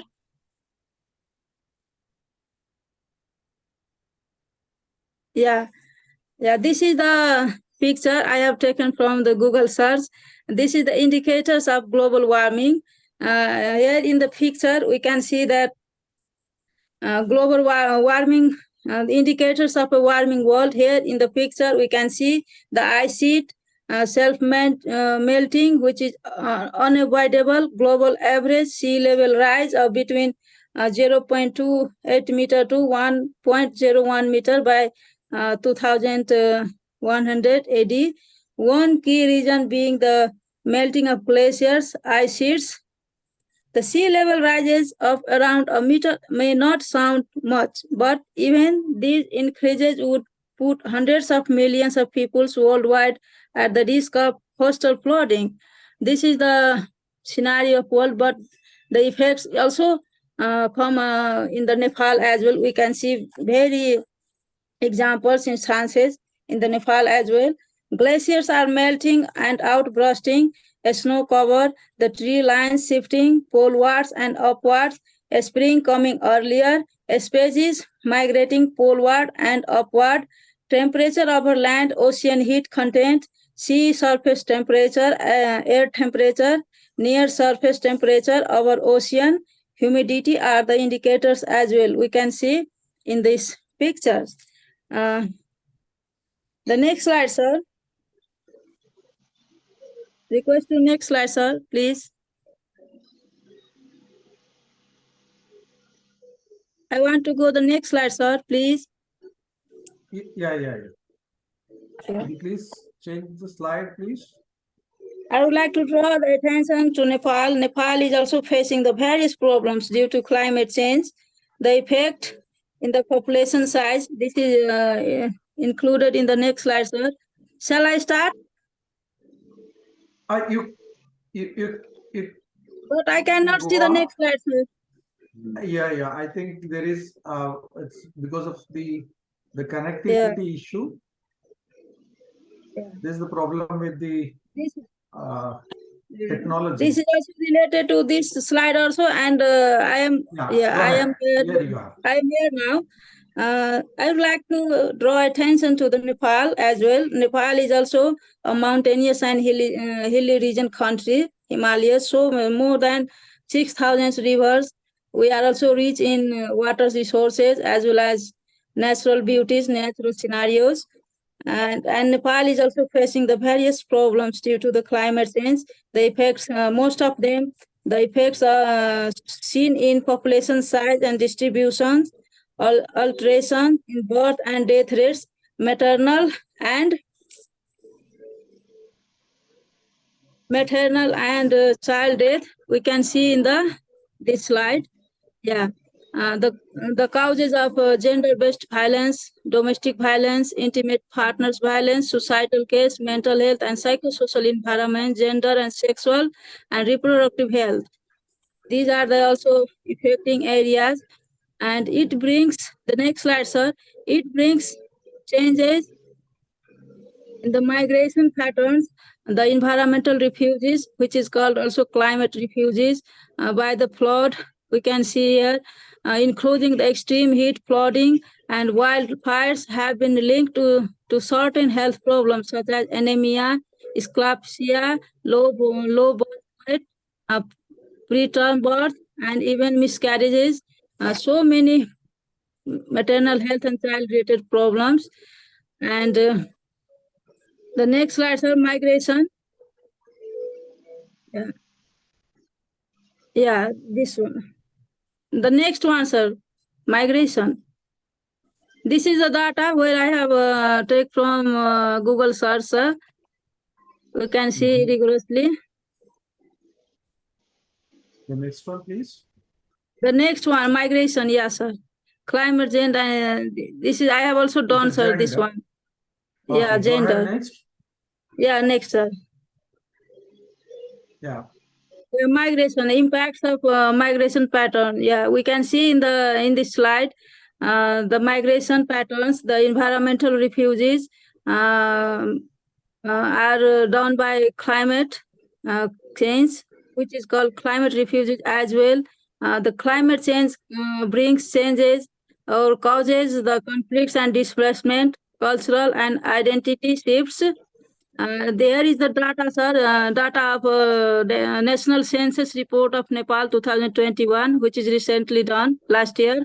From the data, sir, 0.7% of total migrants populations have reported the region for migration is natural disaster like flood, soil erosions, and another 3.9% have indicated the agricultural factors as the reason of migration. Over the last few decades, there have been increases in the instance of extreme weather and natural disasters that experts have attributed to climate change, including floods, landslide, glacier outbursts, droughts, and dry spells, and so on, so many others. Sir. Next slide, sir. Yeah, this is the table which shows the issues arising from the climate change, food and water security, healthcare challenges, displacement and conflicts. This is also human health, how the climate change impact on human health. This is the picture. This is the image of injury, paralysis, asthma. These type of so many health diseases, health risks are caused by this climate change in Nepal as well. The next slide, sir. Yeah. This is the clip. This is the pictures of how the climate change affects on Nepal. This is the picture of heavy flood, which is 2 months ago have heavy flood in Lomangthang Mustang, which is the mountain Himalayan region, which is the far from our next side of Himalaya, Mustang, and there is the droughts and health issue. A lady who suffer from the labor pain and caused by this on-time birth, and this is food security problems, migrants workers. This is just a picture, sir. Next slide, please. Yeah, this one. The climate change policy in Nepal. Nepal is also committing from the beginning of the climate change conference, in 1992 Rio de Janeiro, the Earth Summit. Nepal is not participated at that time. UN Conference of Environment and Development. Then the 31 July 1994 ratified the conventions. And after that, the attraction of climate change also draws attention to the Nepal, because Nepal is also Himalaya region, and so many ice sheets are melting every year, and heavy floods, the lots of properties, natural resources are destroying every year. And this is the picture how the Nepal is also negotiated and participated so many COP conference of parties, and so many other international forums joined the meetings and committed to reduction of climate change risk assessment. At that time, in the previous, in 2021, National Adaptation Plan, NAP, which is called NAP, which is for 2021 to 2050, the third National Communication Report, Vulnerability Risk Assessment, Health, and National Action Plan 2023 to 2030. In this scenario, this NAP also covers so many areas. One of them, climate induced disaster reduction, is also one of the major themes which is covered by this NAP, National Action Adaptation Plan.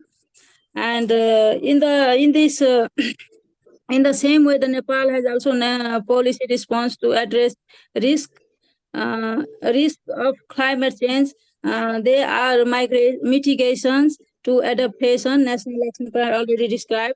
Yeah, 3 national adaptation by human rights protection in Nepal. Nepal also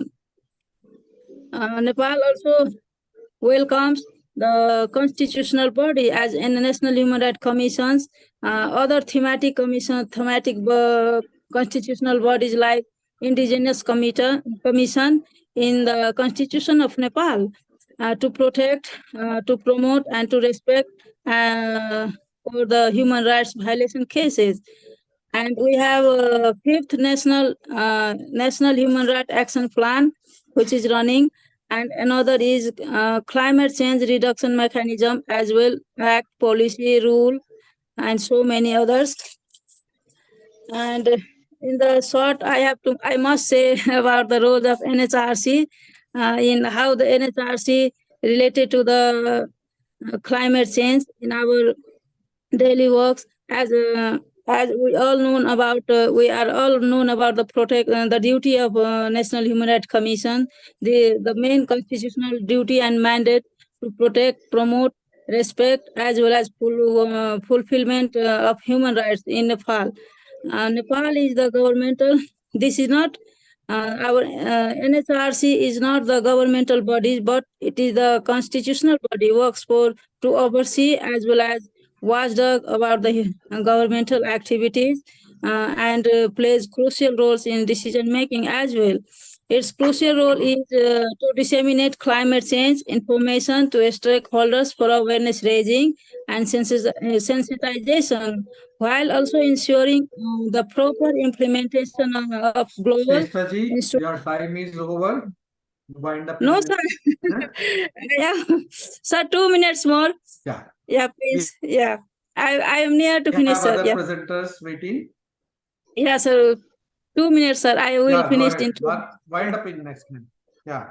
Yeah, ensuring the proper implementation of legal and instrumental measures related to climate change as well. Here is the next slide, sir. The way forward, please.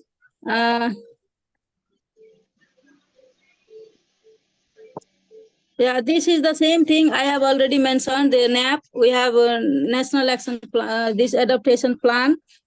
I want to focus. I want to attract our attention to the issue. The slide, next slide, sir. Next slide, please. Yeah, next, another one, next. Yeah, this is the, sir, this is the clip, this is the picture, how how the different countries, this is the scene of Maldives. Maldives in 2009, the Maldivian government held a meeting under the water, and the next one, in 2009, December 9, the Nepal's cabinet meeting on the base camp of Mount Everest.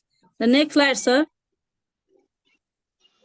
Yeah, this one, the issues of climate change and human rights. This is the main issues for us, UNFCCC, common but differentiated responsibilities. 3 aspects of SDG: economic, social, and environmental development.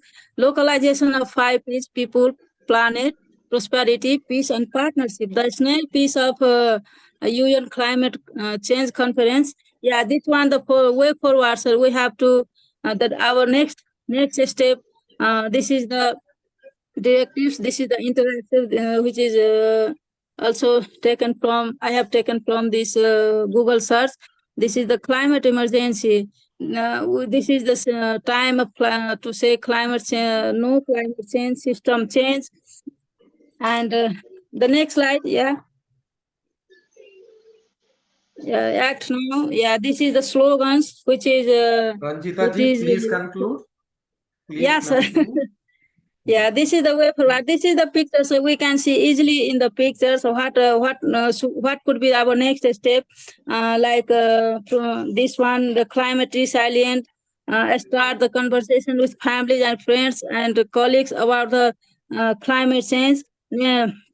Push corporations and politicians to follow the Paris agreements, and to political commitments, sir. Yeah, politics and work life, personal life, and our money and volunteer. These are the slogans which is easily available, and this is our most eye-catchable and sensible part. Yeah. And thank you so much, thank you so much providing me the wonderful opportunity, sir. Thank If you. any, Thanks a lot, Ranjita ji. Yes, sir. Due to paucity of time, right now, we will not have any questions. I would allow it at the end of the session. Certainly, we would like to discuss with you because it's directly related to sustainable development goals as well. So I would be happy to discuss with you. Please stay with us, and we shall discuss it. Thank you very much for your presentation. Thank you very much, sir. Thank you for listening, sir. Yeah. Now I call upon Anita Shrestha to Namaste, make sir. a presentation on Namaste. You will be speaking I on am nexus in, between climate change and yeah, people livelihood. Case study from Dorpatan, Bengaluru, Nepal. Just Could to you share my introduce slide? Dr. Anita Shrestha, by the time, please put up the slides. She is an accomplished sociologist by training and education and training. She is a PhD from Tribhuvan University, Nepal, and she also has a degree in forestry. She has a professional experience, and she has conducted some projects as well, baseline survey on women empowerment and livelihood, and she has worked on Red Panda Habitat Restoration Project, contributed to climate change and gender projects in various roles. Dr. Anita, is also dedicated in addressing climate change, disaster, gender issues, making sustainable contributions to research and project implementation. Dr. Anita, floor is yours. You have 15 minutes from now. Please. Namaste. Namaste. Go ahead. Am I audible? I am remote village you're of audible. Go Nepal, ahead. Ramesap district, my home, so that it was very difficult to connect internet. Now just I have connected. Thank you, Vishwanath sir Vishal sir for trying again and encouraged me for make presentation. My presentation is the nexus between climate change and livelihood of people of the Dorpatan area. Dorpatan is located in the Baglung district of Nepal, is known for its rich biodiversity, including the Dorpatan hunting reserve, which is the only hunting reserve in Nepal. The nexus between climate change and livelihood refers to the intricate relationship and interdependence between environmental shifts driven by climate change and the means by which individuals and communities secure their basic needs such as income, food, and shelter. Next slide, sir.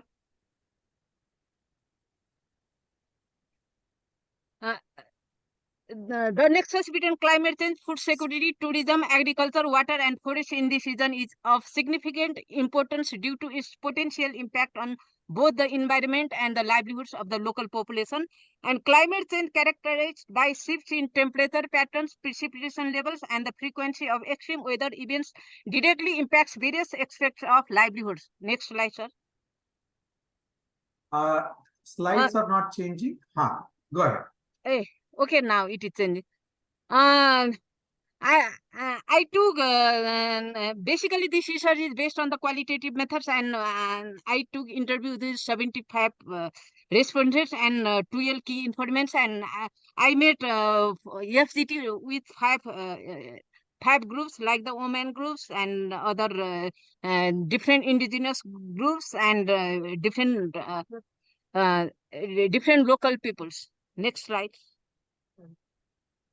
Findings, local people's perception on climate change. In recent decades, climate change impact are more visible in the area. Reforestation increase that caused climate change in Dorpatan area. Haphazard infrastructure development, particularly road construction using bulldozer, caused landslides and drying water sources. Realized less snowfall that caused less production of apple and potatoes in highland.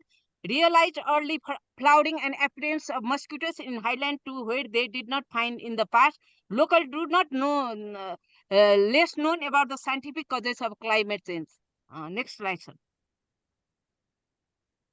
Finding impacts on agriculture. Agriculture, change in temperature and rainfall patterns can disrupt traditional agricultural practices. Prolonged droughts or irregular precipitation led to crop failures, affecting food production and availability.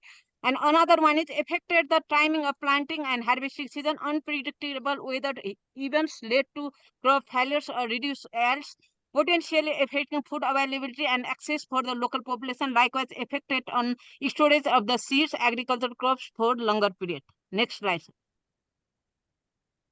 And another impact are loss in agricultural production because of irregular rainfall and snowfall, unseasonal flowering and fruiting of crops and fruits, and prolonged droughts that resulted in a decrease in the productivity of crops. Haphazard infrastructure development in and around the Dorpatan hunting reserve increased the damage and loss of crops and lives. Climate smart agriculture practices, including organizing farming and promoting of local breeds of agricultural crops and livestock, may support a climate resilient society, livelihood promotion, and nature-based tourism. 45% of respondents view that crop production, maize, wheat, buckwheat, potatoes, apple is decreasing due to the irregular rainfall and snowfall. Next slide, sir. They express their perception it is happening due to climate change. Furthermore, they are facing difficult to get sufficient sprouting grass in the patterns due to irregular rainfall and less precipitation, including snowfall. So the number of cattle raiding is also decreasing. However, 60% of respondents said that the number of cattle are more or less the same as it was in the past, as animal husbandry is one of the major income and livelihood sources in the study area, and they are taking their cattle in lowland to high altitude grasslands in dot pattern hunting reserve area following the transhuman system. Next slide, sir. Impact on infrastructure. In recent decades, climate change impacts are more visible in the area. Key impacts are loss in agricultural production because of irregular rainfall and snowfall, unseasonal flowering and fruiting of crops and fruits, and prolonged droughts that resulted in a decrease in the productivity of the crops. Further, infrastructure development in and around the dot pattern hunting reserve increases the damage and loss of crops and lives. Climate smart agriculture practices, including organizing farming and promoting of local breeds of agricultural crops and livestock, may support a climate resilient society, livelihood promotion, and nature-based tourism. Other slides. Impact on biodiversity. Unique biodiversity in dot pattern hunting reserve, including rare and endangered species, is a major attraction for ecotourism. Climate change induced shifts in ecosystem can alter the availability and distribution of these species, potentially affecting tourism revenues. New invasive species introduced due to hybrid seed cultivation. Next slide. Increased landslide. It is observed that evidence to recent landslide in dot pattern. It is reported that 40 people died and 40 people were missing due to floods and lighting in the Baglung district. It was expected that 3 days long heavy rainfall that occurred in 17 October 2021 damaged the paddy cultivation of 410 hectares of 3,500 farmers and damaged fully 104 hectares of paddy fields of 41 farmers in the Baglung. Other slide. Impact on children and their education. The children enrolled in dot pattern valleys have always a fear of getting chance to study in other schools while they are moving to lower at altitude with their families in winter 3 months. The school dropped out children ultimately cause child marriage. Children are engaged in household chores, cattle rearing, collection of NTF, including mushroom, due to household here's particularly male migration due to low crop production. It has impacted on regular education of children in the area. Some children are engaged in horse rearing and riding for domestic and foreigner tourists, which is one of the livelihood sources. Next slide. Impact on water sources. Reduced water availability in water sources. Ponds, spring, rivers due to changing climate patterns can impact irrigation water supply for households and industrial use, affecting livelihoods in agriculture, industry, and household. Decreased water discharge in Uttar Ganga River may affect the proposed dot pattern hydropower project, which is one of the dream project of Gandaki province. Other slides. Impact on migration due to climate change. Impact on agriculture and livestock migration of household heads and youth in the area increases, particularly in India, Malaysia, South Korea, Gulf countries for labor role. Both seasonal migration and permanent migration to cities are common. Remittance is one of the major sources of livelihoods. Other slide. Finding infrastructure vulnerability. Infrastructure vulnerability, increased frequency of extreme weather events such as landslides and floods can damage tourism-related infrastructure, reducing the attractiveness of the region. Change roofing system, wooden, stone, and thatch roof to CGI sheet and RCC. Change in housing system, mud, stone, and wooden house to CGI sheets, cement, plastering, and RCC house. Increase of use of construction material, cement, sand, brick, and CGI sheet, and decrease use of wood, thatch, mud, and stone. Due to irregular and erratic rainfall pattern, infrastructure like roads, building, hydropower, electric transmission, drinking water scheme are not safer as expected. Conflict with wildlife. Due to the climate change, food and water availability in the reserve area is decreased, so wildlife, mainly wild boar, monkey, leopard, entered in settlement area, and crop depredation and livestock killing by wildlife is increased, that cause increasing human wildlife conflicts. Impact on energy. Availability of firewood in the area is decreasing and use of LP gas increasing. Forest fire is increasing due to prolonged drought, that cause increase in deforestation and biodiversity as well. Conclusion. The nexus between climate change, food security, tourism, agriculture, water, and forest in dot pattern underscore the need for integrated and adaptive management strategies. This might include sustainable land use planning, community-based natural resource management, and the development of climate-resilient agriculture practices. Additionally, efforts to raise awareness about climate change impact and build local adaptive capacity are crucial for the long-term sustainability of the region. It is required to have sociological knowledge of climate change along with technical domain. Thank you. Thank you. Thanks a lot, Other Anita ji. slide, sir. Other slide. This is the migration aspect of door pattern area. Other slide, sir. Other slide, sir. Livelihood option, deforestation and illegal trading of wildlife. Other slide, sir. Horse riding occupation, it is done by the children. Other slide. Migration to lowland. And thank you, sir. Thank you very much for the nice presentation, Anita ji. It was, really an insight into your area, study area, and what you have learned through them. Before I open the floor for any others to raise a question, I just would like to know, did you look into the matter of malnutrition in this area, in the survey area, because of any climate change, because of drought and these kind of things? Sorry, it is not audible. Okay. I just wanted to know, did you look into the malnutrition amongst the children or the elderly because of the impact of climate change? Like yes, sir. Drought There or are flood or this kind of thing? we look. There are malnutrition problem for the women, children, and also, sir, because most of the children married after the 11 years. When they study in the school, that time in that area only school up to 5 class. After the 5 class, they should go to the other area, so that most of the children are married after the passing the 5 class. So it is about the 11 to 12 years. Their parents have to marry there in village. So that in up to 18 and 19 years, they have about 2-3 children. And Okay. Are there any other question to Anita ji? Sorry? May I have one question, please? Please, anyone? Online, offline? Yeah. May I ask question? Okay, Khem sir, welcome. Om Shanti.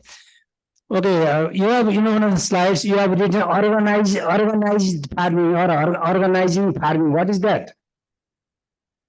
In one of your slides, there is a word organizing farming. Is that organic farming or organizing farming? What is that? Sorry for doing mistake. Organic farming. Thanks. That I wanted to know. Right.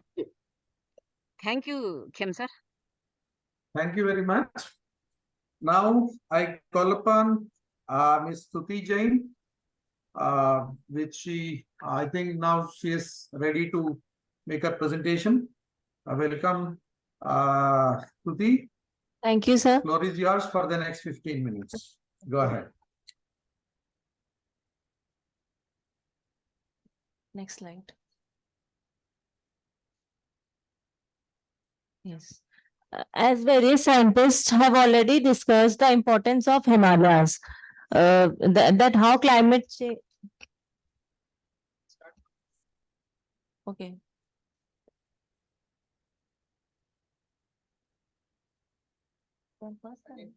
Okay. So please start from first slide. Yeah, start from the beginning. Okay. So that whoever has joined late would like to know. Stuti will be talking on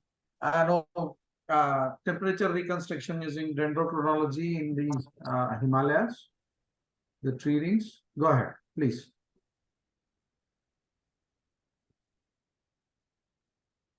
Thanks to the organizers for giving me opportunity to present my work on spring season temperature reconstruction of last 4th century using tree rings of Cedrus deodara from Kinnaur, Himachal Pradesh. I am Stuti Jain, MSc Botany student pursuing my master's dissertation under Dr. Bhavinder Singh Mehrotra. Next slide. As various scientists have already discussed the importance of Himalayas, that how climate change is impacting the hydrology and biodiversity of this region.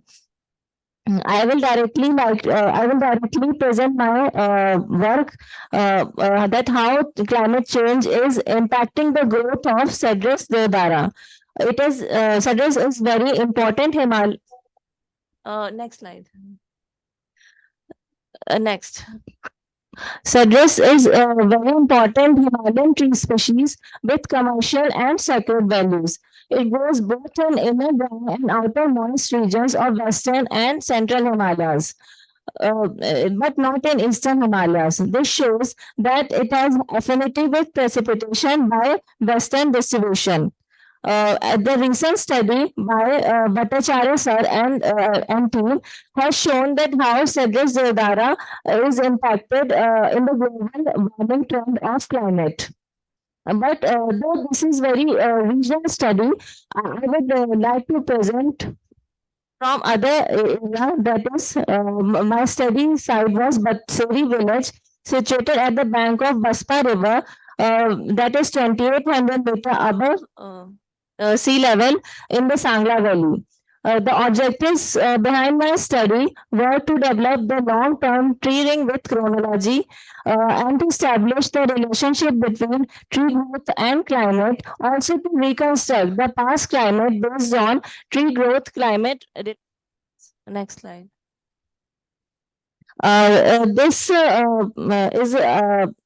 This graph is Kalpa station climate data, which shows mean annual temperature of 10.4 degrees centigrade and mean annual precipitation of 718 millimeter.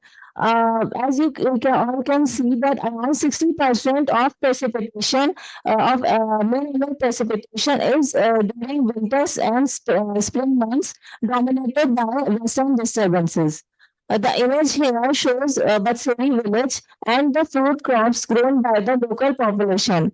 And also these are the sampling sites containing, these are the sampling sites of Cedrus tree. Next slide. We collected around 70 tree ring cores from 40 trees, and 52 cores were found to be suitable for data generation. Next slide. Okay, this is the increment bearer used for extraction of the core, and data generation is being done by the microscope and various softwares. We developed residual tree ring with chronology of 463 years, that is 1558, from 1558 to 2021 CE. The red zone in the graph shows that the tree growth was highly variable, that is from 1600 to 1780. But after that, the growth trend was not much variable, and during the recent years, it is observed that is from 2000 to 2021, the growth is relatively declining. This is previous slide.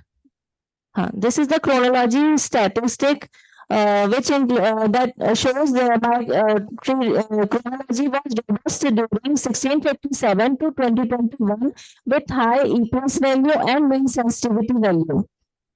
Next slide, please. Okay, so to observe the trend of Cedrus deodara, we developed tree ring with chronology of temperature and of temperature precipitation. To observe the trend of growth in Cedrus deodara, we developed the correlation between tree ring with chronology and temperature precipitation from Kalpa station data, that is 1980 to 2021. All the months showed negative correlation of treating with chronology with temperature, but the 4 months, the red marked area, that is February, March, April, May, were found to be highly significant. So we reconstructed the past temperature for these spring months. Next slide. We also developed the correlation of treating with chronology with precipitation. Some of the months showed positive correlation of treating with chronology with precipitation, like from September to March. But some of the months also showed negative correlation. But the months February and March show more significant correlation of treating with chronology with precipitation. As treating with chronology of Cedrus deodara significantly captured or responded to temperature. So we reconstructed temperature of past 4 centuries with the help of linear regression model. Next slide, please. Yes. So we reconstructed temperature for the period 1558 to 2021. This broadly reconstruction was divided into 2 phases. That is below average temperature from below average temperature from 1600 to 1790, which also coincides with the Little Ice Age period, and the other above average temperature, which is from 1790 to 2021. We also observed that the lowering in temperature corresponds with some of the solar minima episodes, that is Maunder solar minimum and Dalton solar minimum. But actually, whether actually these contribute to the lowering of events or not, this further needs to be investigated. So the highlights of my study were to develop the long-term treating with chronology of 463 years, that is 1558 to 2021. During the past 2 decades, the growth of Himalayan cedar showed declining trend. A significant negative correlation of treating with chronology and temperature of spring months, and positive correlation of with precipitation. The spring season's temperature and precipitation are critical for the growth of Himalayan cedar trees in the study region. The reconstructed mean temperature for the spring months, that is February, March, April, May, captured below average temperature phase, that is 1600 to 1757 of Little Ice Age phase, and above average temperature phase of 1758 to 2021 of post LIA phase. The findings of my study will help in sustainability of the species in the warming trend of climate. The results could also be useful to validate the existing information on Cedrus deodara. Thank you everyone for your kind attention. Thank you very much, Stuti. Congratulations for the nice presentation. Thank you. It's a very good presentation for a master degree student. I congratulate again. Thank you. Now we have time for 2-3 questions, quick questions. Anybody have questions to Stuti?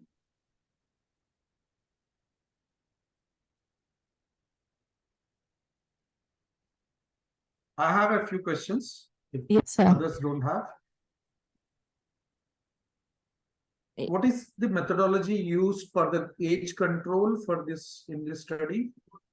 Okay, sir, methodology is collection of the tree cores. We have instrument, increment borer, through which we collect the tree cores, and then processing is done in laboratory. That is, each tree, some of the trees have annual tree rings. So I'm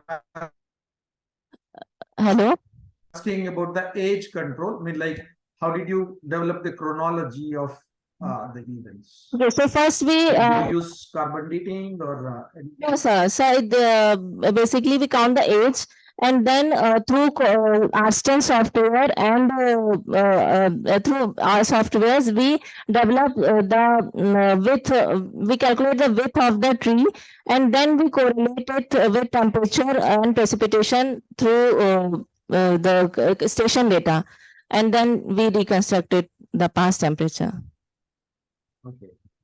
In one of the slides, I observed the variation is more, the frequency is more in the past. It's becoming narrower towards the recent. Could you explain why could that be? You're talking about temperature slide or chronology? Yes. Temperature. In the temperature one, yes. Okay, Does sir. that mean that the temperature variation is becoming narrower in the recent past? Sir, Or its influence on the TV? Sir, it is showing that temperature was more variable in the previous years, but recently, as you can see in graph, that some of weathering events is also seen, that is temperature is lower, and some high temperature events are also seen. So, but relatively less variable. So we have to work more on it to check how these will impact the growth of trees and other species also. This fluctuations in temperatures. And try to link it with any of the natural processes so that it will be very interesting for the audience. Surely, I will try to do it. Thank you very much. Thank you, sir. Any other questions? If not, we will go to Tapendra Prasad next. Are you available online, Mr. Tapendra? Yeah, he's there. Yeah, good afternoon. Good afternoon. Mr. Tapendra will be speaking on climate change issues and impact on livestock in Western Nepal. That's very interesting. Tapendra Prasad is in the field of veterinary sciences. He's a veterinary officer in the Government and Agriculture Development and Department of Livestock Services, Government of Nepal. He has 12 years of dedicated service and 14 years of professional experience. Good, very good. And he has a degree in veterinary sciences. A multifaceted professional. He has responsibilities and various, wide-ranging experience, including policy development, intersectoral collaboration, and so on. And he is meticulous monitoring and evaluation of government projects related to veterinary field. He is also excellent training, disease control, surveillance, public awareness campaign, data analysis, and so on. Welcome, Tapendra ji. Floor is yours for the next 15 minutes. We'd like to hear from you. Thank you. Thank you, respected chairperson, academicians, scientists, and ladies and gentlemen. Someone provide me the co-host so that I can share the slides? Awesome. Okay.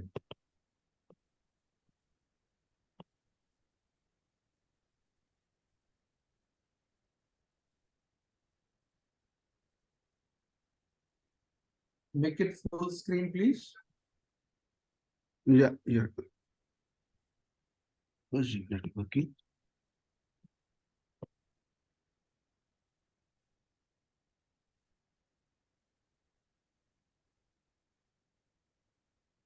Go ahead. We can see the slide. Is it okay? Yeah. Go ahead. It's visible. Just a minute here.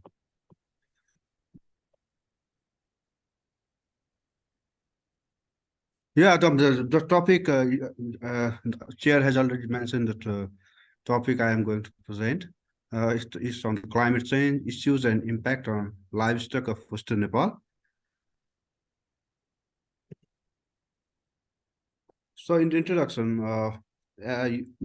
almost everyone knows that Nepal, being a geographically diversified country, is highly vulnerable to the adverse impacts of climate change. Rises in temperature and changes in rainfall patterns are likely to result in increasing frequency and intensity of floods and droughts events, increasing storms and the growing threats from glacial lake outbursts. These are occurring throughout the world, not only in Nepal. And the climate change-induced events are not only causing damage and losses to the human lives and properties, they are also increasing uncertainties and undermining the development process.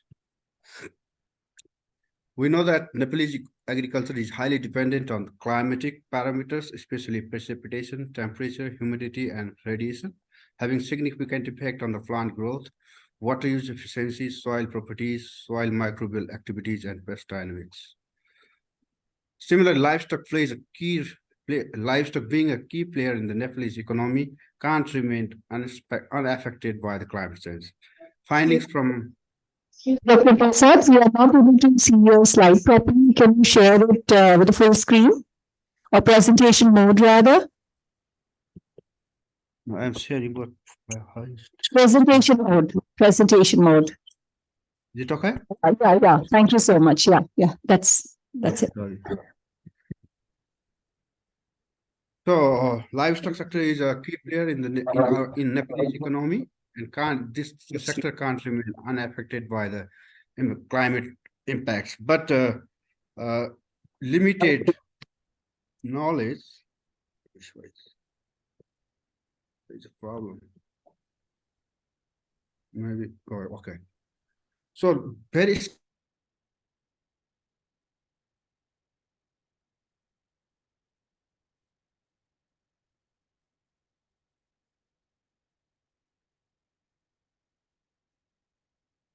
regions, but very few studies has been conducted in. So actually, this study was conducted few years back. This is not a recent study. So we designed a study to have a survey of the issue. The rationale behind the current study is that climate change and its impact are now clearly visible on the ecosystem and farmers' livelihood. Subsistence and resource poor farmers do not have adequate resources to respond to the impacts of climate change effectively and are highly vulnerable to its negative consequences. This study attempts to find out what the likely impacts of climate change and to what extent they have been influencing livestock sector and how people are responding to them. And the proposed study included limited sample population of the area, though strong efforts have been made to make the sample population representative of the study population. Regarding the objectives, the general objectives of the study are to assess the impact of climate change as perceived by the livestock farmers and coping strategy adopted by them. And specifically, the study's objectives were to determine if farming communities is really aware of climate change and its effect on their livestock. Similarly, to document the major climate issues of livestock sector experienced by the farmers, to study the impacts of climate change on health, productivity, and reproductive ability of livestock of the area, and to document the adaptation strategies by the farmers against the impact of climate change. And then for the methodology, for the sources of data, the local farmers who has long experience in raising livestock and have been coping with the adverse climatic situation were the primary sources of the information. The information was collected through questionnaire survey. And we did a pre-testing of the questionnaire, initially in the 5 households, and then the questionnaire final preparation was prepared and taking consideration of the suggestions obtained from the pre-testing. And in this map, you can see the study area. When everyone is getting sound and everything. Is it okay? Yeah. Go ahead. So the study was conducted in the western 4 districts of Nepal. You can see these 4 districts representing this. The Baake district is the plain region, terrain region. This is the Surkhet district. This is a inner valley, and then we have a Dailek. The Dailek district. This is a mountain region, And the Jumla is a high hill region of Nepal. So the study tried to represent all the 4 geographical ranges in Nepal, especially in the western Nepal. And for the sample size, altogether, among the 4 clusters, altogether 4 clusters, each represented 1 district, as described earlier, were formed consisting of 30 households in each district with at least 2 different sites. Altogether, 120 households for the study were included. The respondents all the respondents were above 40 years of age, and the purposive sampling was done for the purpose. And the field survey, we just administered the questionnaires and filled out the questionnaire. And for data analysis, Microsoft Excel was used, and just simple descriptive statistics like frequency counts, percentage, charts, and diagrams were used. Now, results. Now these are the results of the survey. Now this graph shows that the percentage of the respondents who are experiencing that the climate is changing. So almost if you see the graph, we can see that mostly the livestock farmers in the Tarai and the inner Tarai Valley, like Surkhet and Baket, they are more in the lowlands. The farmers are more experiencing the impacts. Means they are more realizing that the climate is changing. Similarly, for the different changes in different climatic parameters as perceived by the respondents, we can see in this bar graph that most of the farmers, the livestock farmers, almost 100% of farmers realize that there is change in the rainfall season.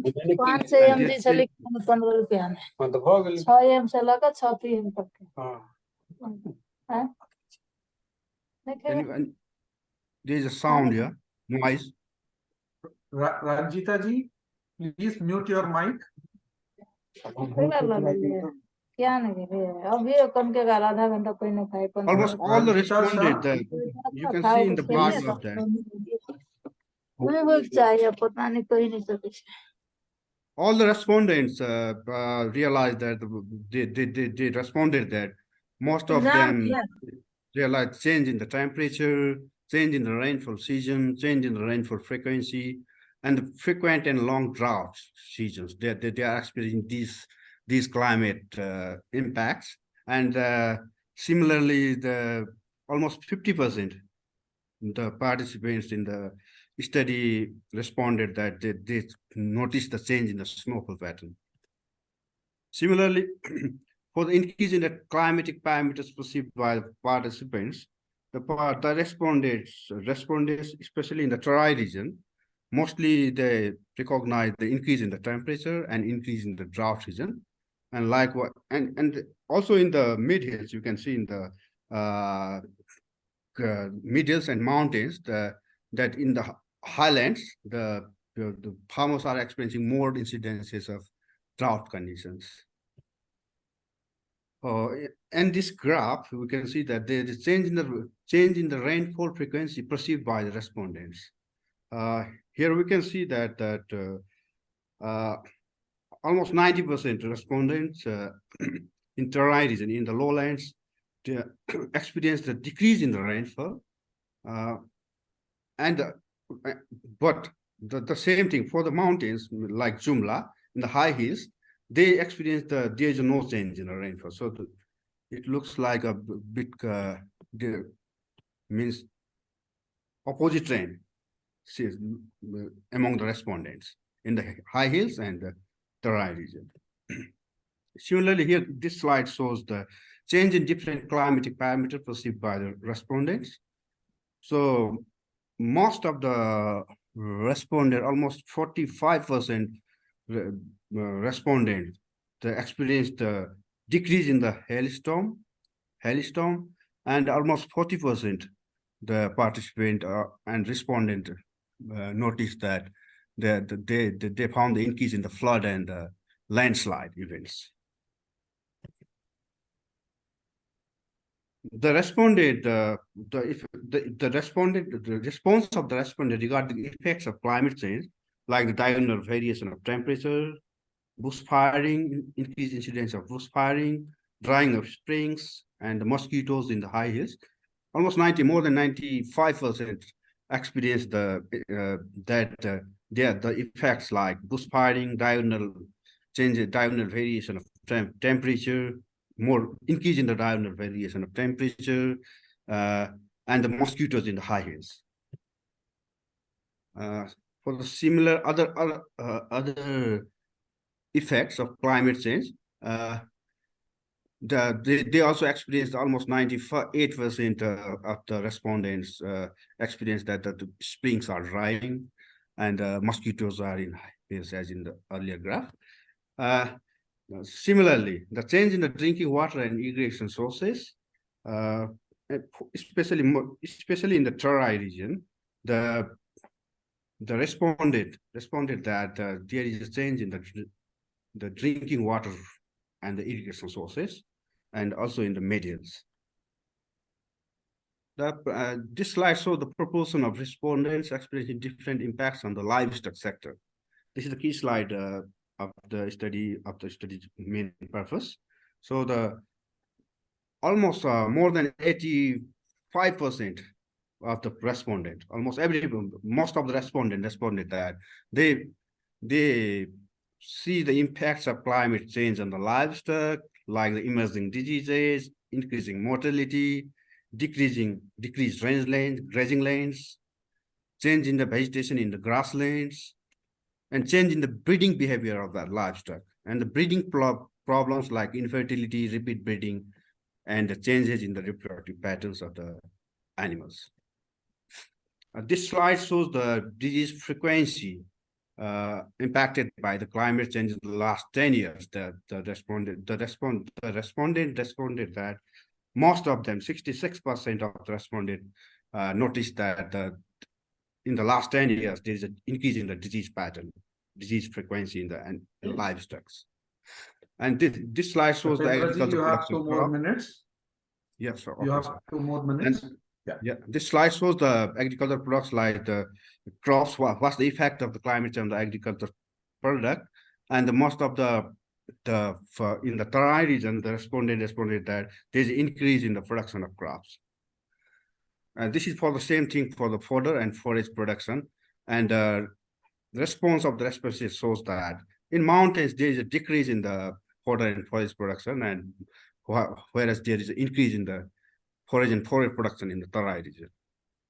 And this pie graph shows that Terai, the respondent in the Terai 42% around responded that there is change in the germination, flowering, and growth of the forage and grasses. And measure results, the farmer also noticed that they did early flowering in the few forages and pastures, species like Bauhinia, rhododendron, and other forage species. And the other is there's a delay in cutting time of the Trifolium alexandrium, Bursim grass, Bursim forage, especially in the Terai. And the farmer they have used different methods for coping strategy against high temperature, drought, hailstorm, rainfall, and decreased productivity of livestock. To conclude, the present study indicates that climate change phenomenon with noticeable changes in the temperature, rainfall, snowfall, and increase in drought condition with effect like increased diurnal variation in the temperature, less cold during winter, increased incidence of bushfiring, drying of springs, and increase in mosquito in the high hills. The major impacts of livestock are incidence of diseases, change in the breeding behavior, and increase in the reproductive problems. There is also noticeable decrease in the fodder forage production with change in germination, flowering, and growth of the different forage species. The livestock raisers, mainly in the Terai region, has adapted different strategies to protect their livestock for adverse effects of climate change. And for the recommendation, the greenhouse gas emission by the livestock being reared in Nepal needs to be estimated, and efforts to reduce such should be developed cautiously. Vulnerability to various livestock farming due to climate change need to be studied in depth, and the integrated approach for resilience and mitigation based on the vulnerability assessment needs to be identified. And the mechanism to ensure active involvement of professionals of all the related faculties need to be developed, coping with the climate change.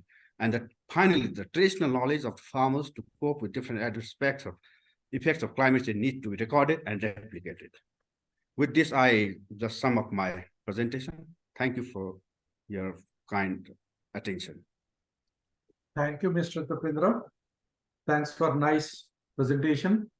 Very insightful into the livestock, the relation between the livestock and the fodder, and with respect to climate. Any questions? We can have one question to Tapendra.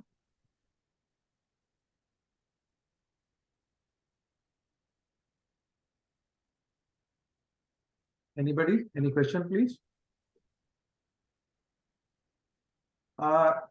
Tapendra ji, I have there is a question from J. Prajapati. Please share your views, observation on why fodder is increasing Terai but reducing in higher altitudes. From J. Prajapati. Thank you. Yeah. Thank you. This my first present survey. This survey shows that the respondent mostly in the Terai region responded that there is an increase in the forage production in the Terai region. This might be due to different reasons. One reason may be due to, if you, I am not really a plant scientist, but if you see the physiology of plant, then if the temperature increases, the growth of plant get increased. Yeah. So one reason might be due to increase in the temperature pattern. The growth of the plant has increased, and that's why the forage increased. Similarly, the other is that this study was during just conducted just a few years back. So during that time, the question was asked in such a way that taking a average of around 10 years. Yeah. So if we see that last trend in last 10 or 20 years, there is increase in the livestock farming, especially in the Terai region, and the people they are going with type of more commercial forages, and they are more cultivating more forages, and that might also be the another reason for increase in the production of the forage and fodders, especially in the Terai. I just have a quick question to you. In the tropical, subtropical region, in the context of climate change, there is a trend that there is an increasing trend in the foot and mouth disease amongst the livestock. Did you observe any specific trend in your area and how it's being tackled? So thank you for the excellent question. So actually, in this survey, it was like a generalized survey. Yeah. So I had some questions like, do you recognize any type of diseases? So the answer was like that. Most of the responded, there's increase in the incidence of the diseases. I don't have any specific questions regarding like FMD, but the farmers responded that in every region, not only in the Terai, but in all the regions, they noticed the increase in the parasites and the infectious disease like the FMD. So okay. I can say that from this study, I can also say that there is increasing pattern in the disease, infectious disease. I would be, I would request you to look into it in detail, because it's one of the menace which livestock is facing, and it's a asset for the rural population. Thank you, and thanks from Prajapati ji to you for your answer. And we shall go to the next presentation from Deepak Thakur. Are you there, Mr. Deepak? Yeah. Oh, you are here? Oh, okay. I'm sorry.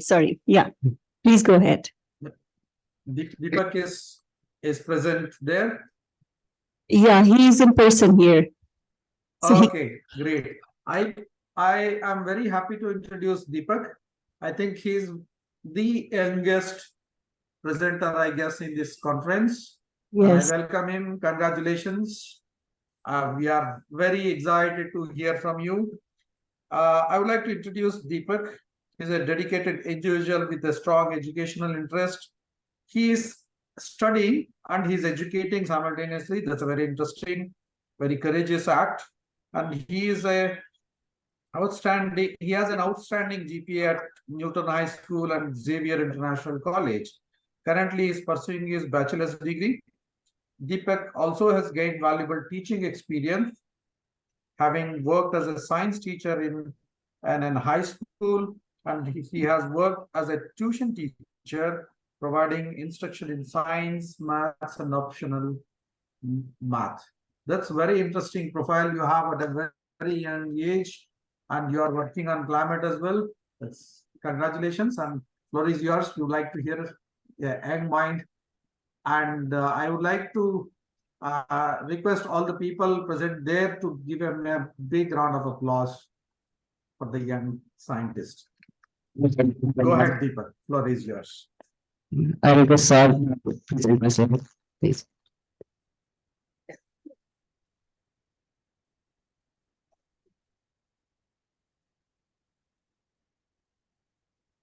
Okay. Students and sciences. I call myself a great host to the world in country. I introduce myself. I am Jawaharlal. I'm a great science learning student in class 10 from school and class 12 from International College. Studying and the topics, I want to make all the young minds and stars of my fields.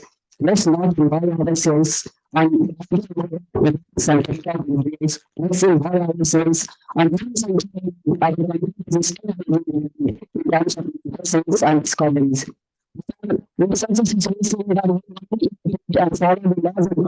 Deepak, your voice is not clear. Is there some disturbance? What, sir? Your voice is not clear online. Is there some disturbance?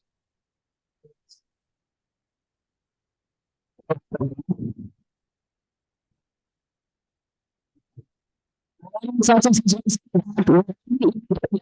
someone check it?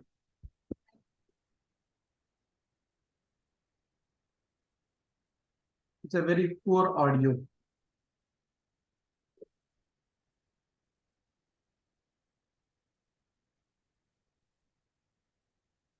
Hello. Am I audible? Yeah, it's good. Go ahead.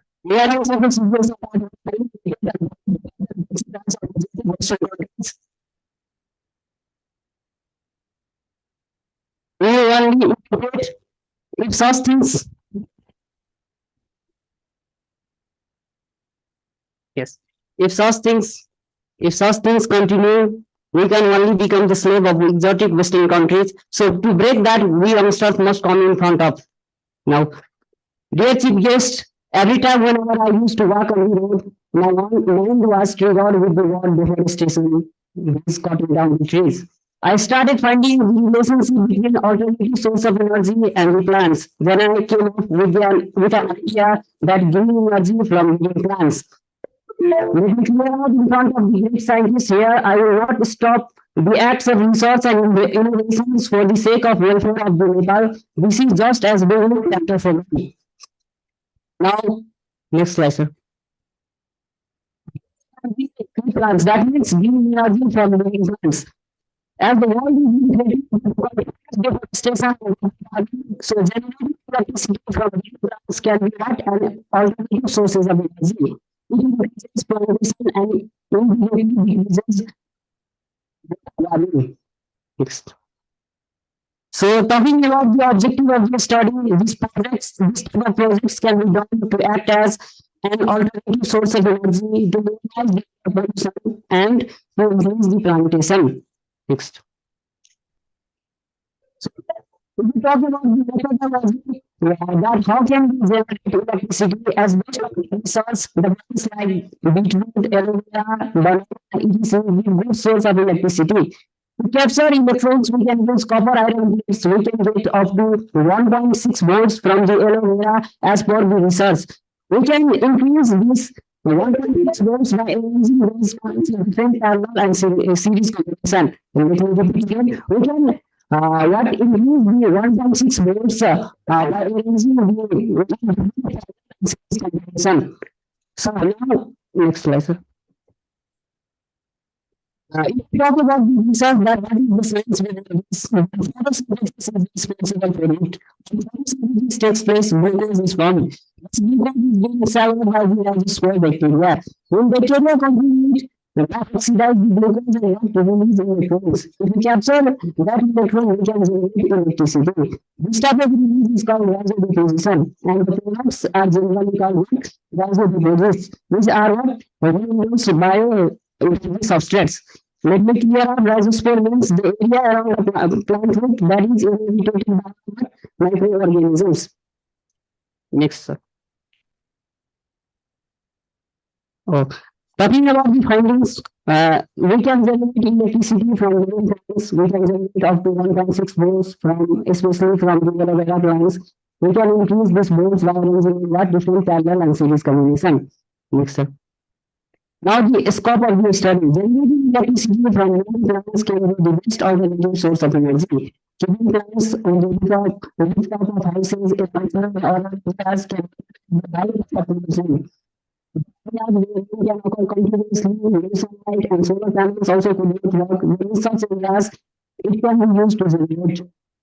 Next step.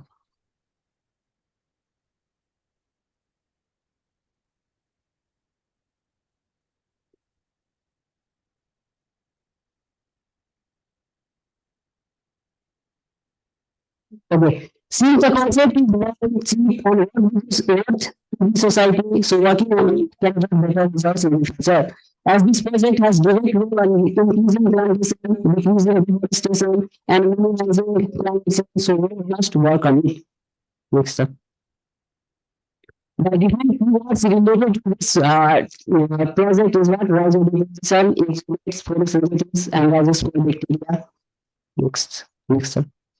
Now, talking about the references, Naidu, an engineer professor from Nagpur, the same area as a speaker in international conferences and energy, that is, environments, development, and economics, EEDE in this. Naidu claims that Netherlands has implemented a similar type of technology in the country.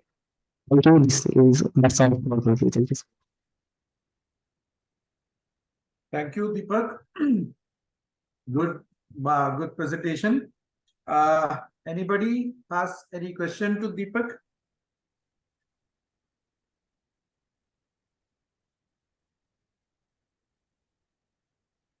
A very young mind, young and energetic boy. It was very interesting when you presented the idea of generating electricity using different mediums. It was actually not really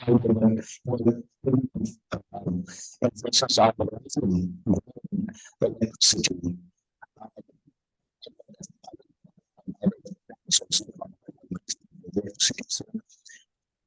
My question is,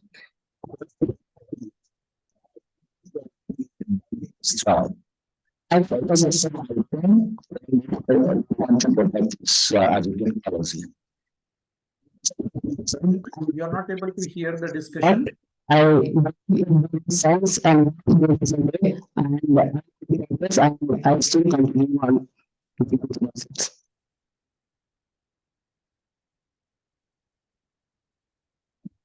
I think that's a good idea. I wish you all the best. You can bring that idea to NAST and see what we can do. Thank you so much, Professor. That's really an encouragement for Deepak. And Deepak, I would like to congratulate you because I have been seeing you for the last 3 days continuously coming here and sitting. And you have the energy and you have the fire in you to become a young scientist, a good scientist. So please don't let this fire go away. Okay? All the best for your future. We wish you all the best. And any help if we can provide you, we would be happy to do that. Thank you so much. Thank you very much. Now, we'll go to the next presentation, as Ms. Sita is not able to make it for the presentation. I request Professor Pramod Jha to say a few words on the impact of climate change on distribution of an invasive weed. Sorry, this is a very native word. Odorata, is it fine? In Chitwan Annapurna landscape in Nepal. Professor Jha.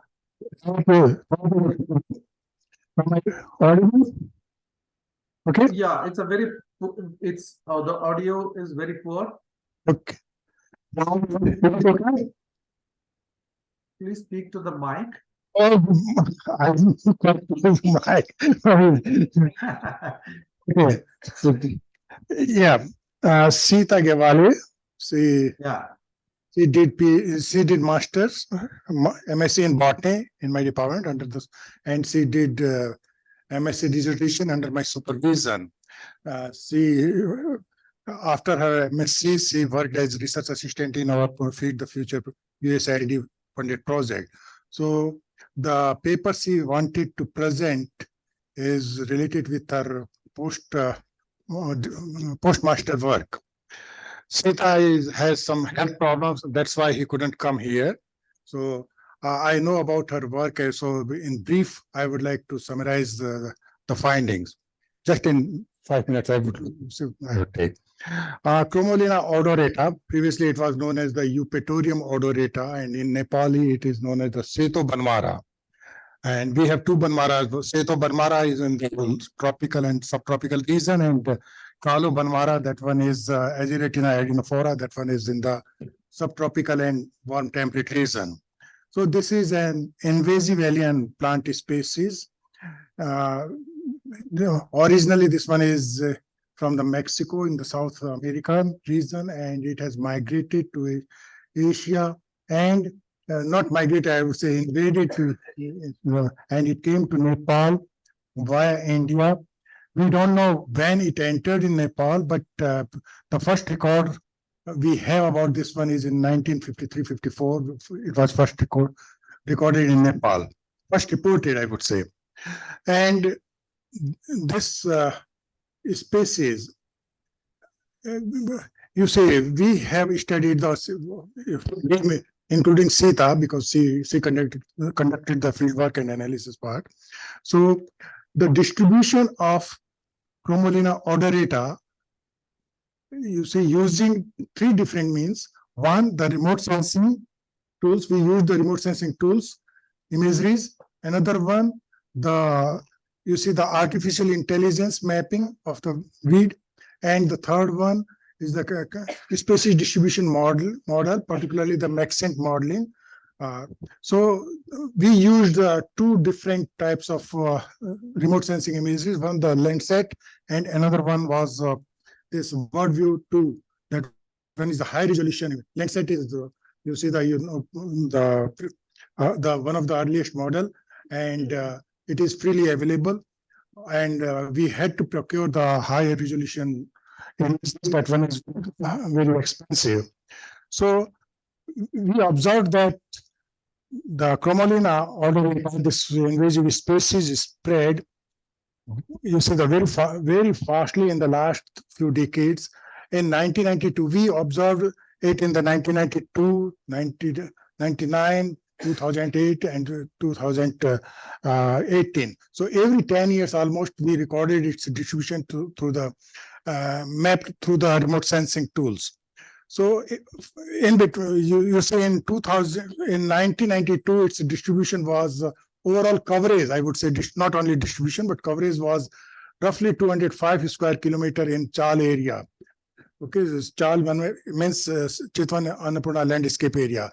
And it increased more than double in 28 years. In 2018, it was 418 square kilometer and so on. So that itself indicates that it's widely distributed, and it is marching towards north, that is in the elevationally going up, and towards the western side. Actually, most of the invasive alien plant species have entered in Nepal either through the Kakarbitta Point or in the Birgans, near the Rakshol and near the Siliguri, because these are the two main entrants. You see the traffic point, or you see the most of the trucks come by these points, and it came via this. You see the trucks and other things we assume. So it is marching. The remote sensing imagery mapping clearly states that it is marching towards the west and north. Okay, how much it has marched, we have that record, and we can see this is confined. Very few.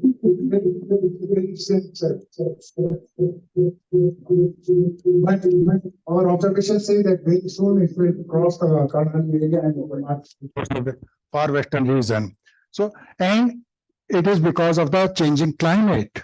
And it is, and then we use the species distribution modeling using the different climatic scenarios, 2050 and 2070, and it says that in different RCP, that is the different pathways of concentration, representative pathways of concentration.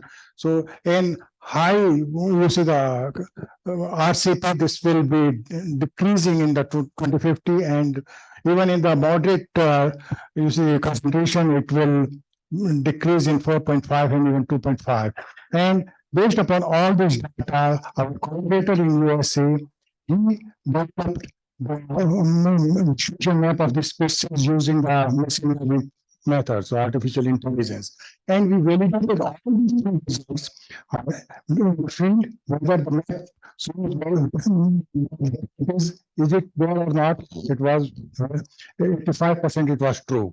And we used the statistical analysis. Statistically, we say determine the accuracy by using the accuracy and kappa coefficient.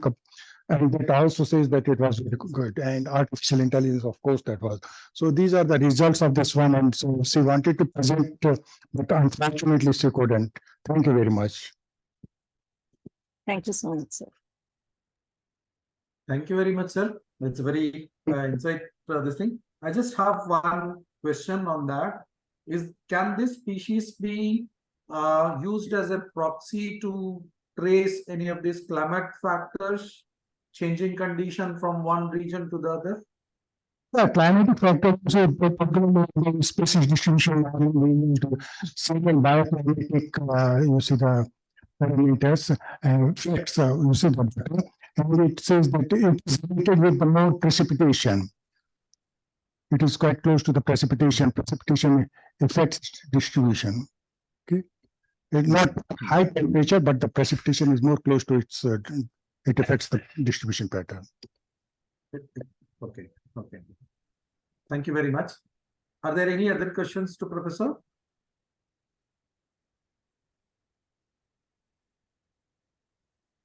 If not, I would like to thank all the speakers for an excellent presentation and giving insight on various wide range of topics from human rights, livestock, and dendrochronology, the temperature variation, and so on.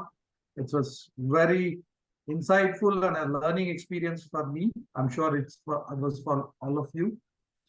I thank the organizers for this opportunity for me, and I congratulate all the speakers again. Over to you, Dr. Jayashree. Yeah, thank you so much, Professor Prabhu. So it was wonderful to have you here as a chair.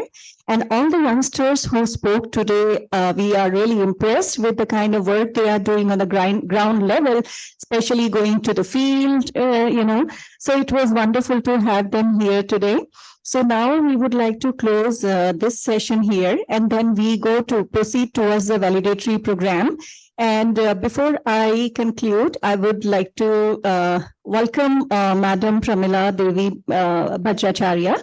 She is the Secretary of the Education, Science and Technology Minister, and she is the special chief guest of the day. And I feel really proud to welcome you, Madam, because being a women scientist, I'm really proud to, welcome another women scientist here. So it's our great pleasure to have you here with us. So thank you so much.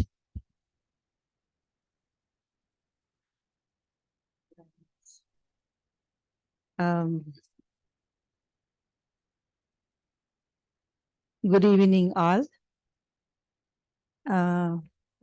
First of all, I would like to thank the organizing committee, NAST and TWAS for inviting me in this August gathering.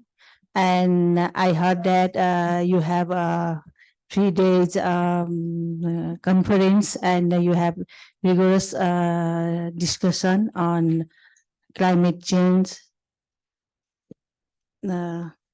Yeah. It is indeed an honor and privilege to stand before you today as we conclude this remarkable young scientist online meeting on climate change and Earth systems. We have spent 3 days immersed in enlightening discussions and insights from experts, scholars, and scientists, all dedicated to addressing the pressing issue of climate change. I want to express my profound gratitude to the Nepal Academy of Science and Technology in collaboration with the TWAS, Central and South Asia Regional Partner at Jawaharlal Nehru Centre for Advanced Science Research, Bengaluru, India, for hosting this significant event. Your commitment to advancing scientific knowledge in the service of a sustainable future is truly commendable. The diverse and the comprehensive range of topics covered in this meeting, from climate change's impacts on ecosystem and biodiversity to climate action strategies and the Earth system dynamics, has enriched our understanding of the challenges we face. It has also shed light on the innovative solutions and the strategies that can be lead us towards a more sustainable and resilient future. This event has served as a platform for young scientists to exchange ideas, collaborate, and connect with experts in their respective fields. It is through such interdisciplinary dialogue and the collaboration that we can harness the collective wisdom and the creativity needed to address the complex issue of our time. I would like to extend my appreciation to all the distinguished speakers, panelists, and the participants who have generously shared their knowledge and experiences. Your dedication to advance our understanding of climate change is an inspiration to us all. As we bring this meeting to a close, I encourage all of us to carry forward the knowledge and the inspiration gained here. Let us continue to work together to tackle climate change, protect our ecosystems, and secure a sustainable future for the generation to come. Science and technology have the power to drive positive change, and it is our collective responsibility to harness that power. I would like to thank the organizers, Nepal Academy of Science and Technology, and all those who work tirelessly behind the scenes to make this event a success. Your dedication and hard work have not gone unnoticed. In conclusion, I express my optimism that the discussions and the collaborations initiated during this meeting will contribute to the global efforts to combat climate change and preserve the Earth's precious ecosystems. Together we can make a difference. Thank you all for your participation and dedication. Let's continue to survive for a sustainable and resilient future. Thank you. Thank you all. Thank you so much, Madam Pramila, for a wonderful speech and your kind notes. So, do we have now? Do you have any questions with our participants or any message for the young scientist? Any message for our young scientist? Thank you, ma'am. So I would like to, it's my request to young scientists that please continue and to work on what you are, where you are working and what you are doing. And I hope that together we all can do something for our future generation. So I again repeat, please continue what you are doing. Yes, thank you all.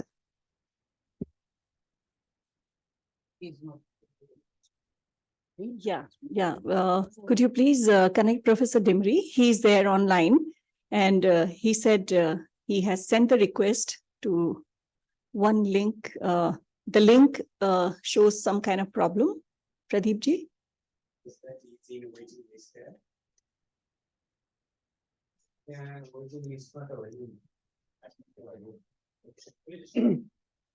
Or you sent him the link again, maybe, so that he can.